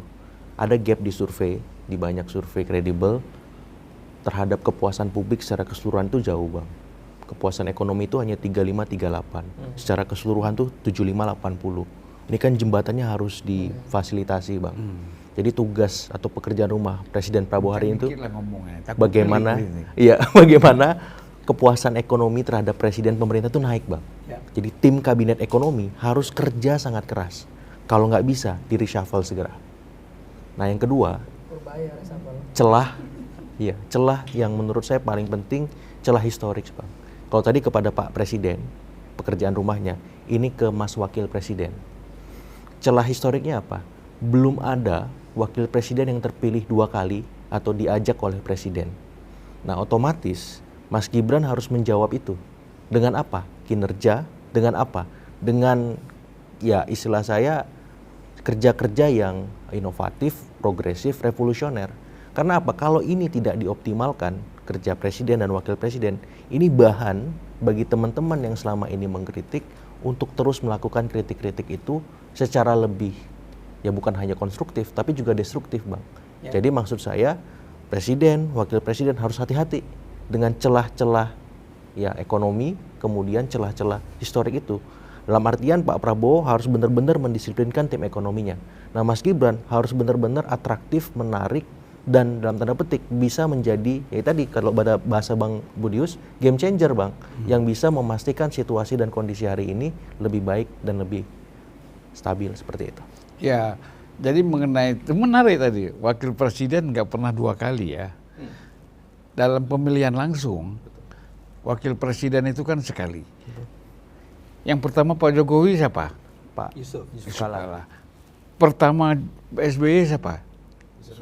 Ah, karena pertama aja udah jadi beban, makanya nggak 2 kali. Ya kan? Kalau Megawati kan nggak bisa karena tidak pemilihan langsung. Dan sebelumnya juga gitu. Ya kan? Ini mau meledek Yusuf Kala. Oke. Silakan Bu Dius. Bu Irma.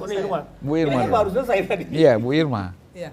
Kalau saya terus terang saja dalam situasi, saya terus terang khawatir ya dalam situasi ekonomi dunia dan tentu berimbas kepada kita hari ini. Pikirin dong bagaimana rakyat ini sejahtera, rakyat ini aman, merasa nyaman, merasa aman dalam situasi politik dunia yang sekarang ini mengkhawatirkan gitu. Jangan hadap-hadapkanlah rakyat dengan rakyat. Jangan hadap-hadapkan juga rakyat dengan pemerintah. Pak Prabowo itu menurut saya nih sekarang kesabarannya itu sudah sama dengan Pak Jokowi. Kan dia juga sama dibilangin sama Rocky Gerung bajingan tolol juga kan. Dia diem aja, Pak Prabowo juga nggak seperti dulu. Kalau dulu dia gebrak meja kan. Sekarang kan Pak Prabowo tenang, ya, mendengar, ya. Tapi memang harus saya sampaikan ini Bang sama teman-teman kita semua. Orang-orang dekat Pak Prabowo ini harusnya seperti Dasko, seperti Pak Profesor Sufmi Dasko. Kalau ada informasi yang harus disampaikan kepada Pak Prabowo, sampaikan supaya Pak Prabowo paham. Betul. Jangan ditutup-tutupin, jangan dihalang-halangi. Orang yang mau ketemu Pak Prabowo dihalang-halangi gitu, itu juga nggak boleh. Itu ada ya? Banyak saya dengar itu, Nggak, saya harus bilang ini karena saya sayang kepada Pak Prabowo. Nanti kita ketemu malu abang. Bang, Nggak punya akses.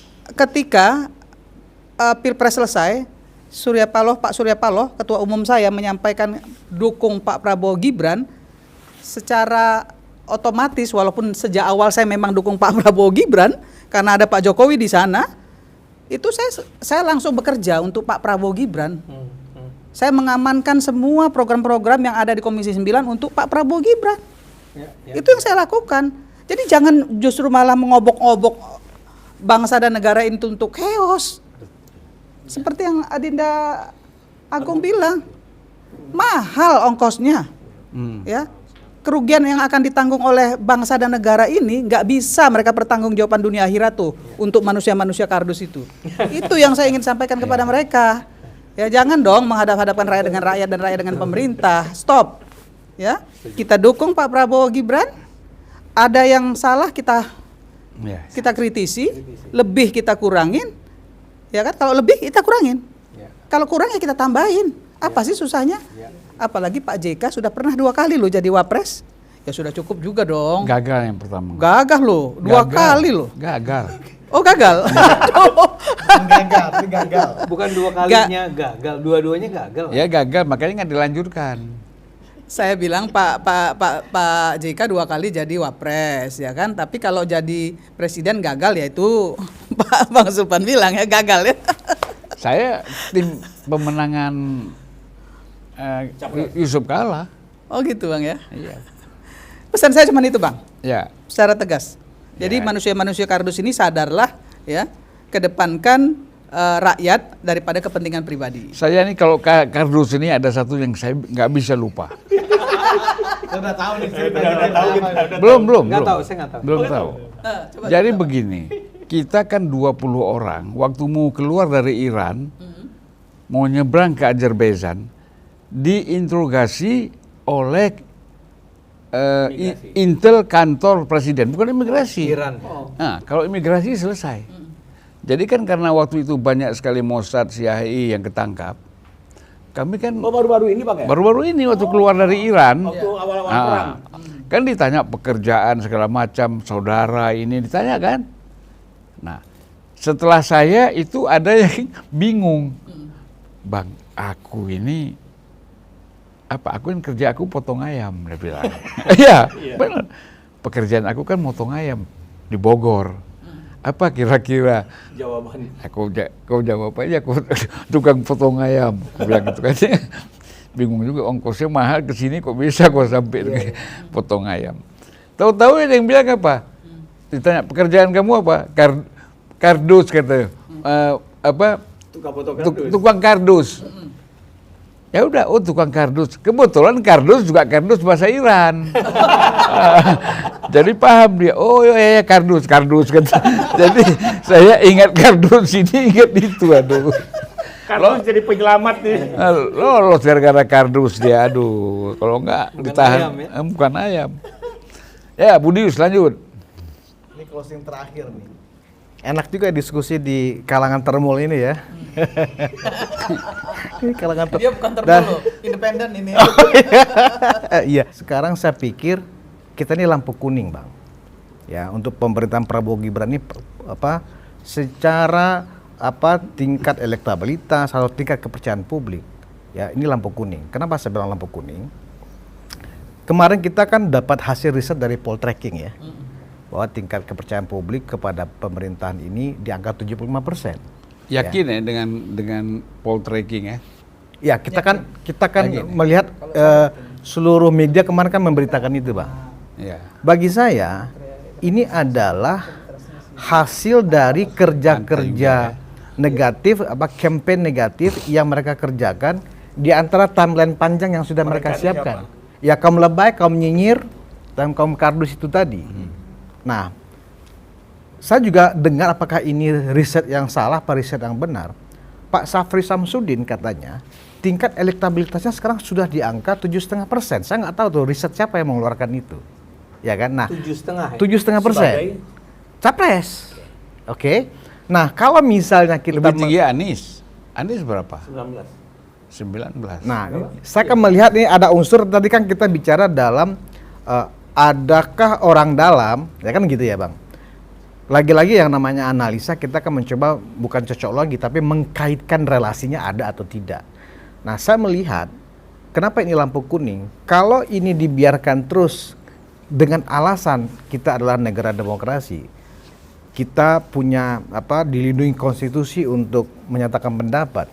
Tetapi pendapat-pendapat yang seperti kelompok-kelompok nyinyir ini kalau dibiarkan, buktinya nih dari Januari atau dari pemerintahan Prabowo Gibran bekerja sampai sekarang dia sudah mampu menggerus ya, anggaplah sampai 7% ya tingkat kepercayaan publik yang diraih oleh Presiden Prabowo pada saat Januari 2026 kemarin. Artinya ini lampu kuning. Kalau kerja-kerja pemerintah dan menyikapi situasi ini juga tidak tegas, ya, saya malah menduga jangan-jangan nanti 3 bulan lagi ya bisa di bawah 60%. Nah, jadi karena itu saran saya kepada Presiden bukan berarti sabar itu baik, ya. Seluruh ajaran agama meminta kepada seluruh umatnya untuk menjadi orang yang sabar. Tapi orang yang tidak tegas itu beda lagi, Bang. Nah, saya melihat kepemimpinan Presiden Prabowo menghadapi tekanan-tekanan yang tidak pada tempatnya seperti ini, ya, harus bersikap tegas. Sebenarnya sabar dalam agama itu dalam menghadapi cobaan. Nah, ini kan juga cobaan buat Presiden Prabowo. Bukan sabar dalam menghadapi orang yang fitnah atau apa tuh lain lagi. Iran kalau sabar pemimpinnya dibunuh sama Amerika nggak bisa.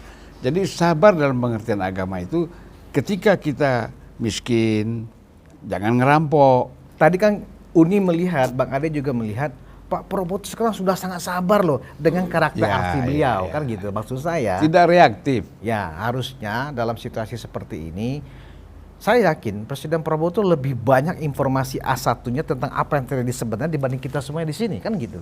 Tetapi kenapa kok seolah-olah nih ya, mudah-mudahan saya salah, ada yang menyandra beliau untuk tidak bisa bersikap tegas kepada Kalau saya lain orang-orang. lagi Budius, karena kita udah anggap itu orang itu kardus, untuk apa dilayani kata Prabowo? Itu kan Berarti tegas saja berarti kan Bang? iya. Kau udah bilang tadi Bang, dianggap guyon-guyonan. Guyon-guyonan Kan survei aja. udah buktikan. Iya. Udah closing belum Bang? Belum terus gitu, Ya, masih ada. jadi karena itu supaya ini kuning nyala lagi menjadi hijau, kenapa? ya kan? Nggak closing biar Harus singkat, ada ya. treatment ya yang perlu dilakukan oleh pemerintahan Prabowo Gibran. Salah satunya tadi yang disampaikan oleh Mas Agung, harus ada perbaikan-perbaikan, penajaman-penajaman. Manakala memang di dalam internal kabinet ini ada yang memang hanya ABS misalnya, ya itu memang harus dirapihkan. Nah, kita tidak mau lagi ada di air keruh. kita nggak mau lagi ada istilah-istilah seperti yang sekarang muncul, Ya. ada hambalang boys, itu harusnya jangan ada itu lagi, istilah-istilah seperti Ya, oke, itu. saya begini aja. Satu saran saya boleh closing juga. Mau closing juga? Host juga Udah mau ada. closing juga. Maksud saya begini, saya saran kepada Pak Sapri Samsudin, seandainya ini benar bahwa dia terjebak di dalam permainan politik ya kelompok kardus ini, yang kita sebut kardus, ya kan, cuma lebih gampang. Kalau enggak kan sebut satu-satu namanya. Ya, kardus ini, janganlah dia terjebak dalam permainan politik mereka. Mereka tidak pernah sukses dalam mendukung seseorang. Anies itu gagal karena mereka. Iya kan? Gagal semua. Jadi kalau Pak Sapri juga bermain politik dengan mereka, akan terjerumus. Jadi udahlah ikut garis Prabowo Gibran lah. Ya kan? Mungkin dia kan punya kader-kader putra-putri terbaik. Bekerjalah untuk bagaimana membangun putra-putrinya bisa menjadi pemimpin bangsa di akan datang. Siap. Terima kasih. Assalamualaikum warahmatullahi wabarakatuh. Waalaikumsalam.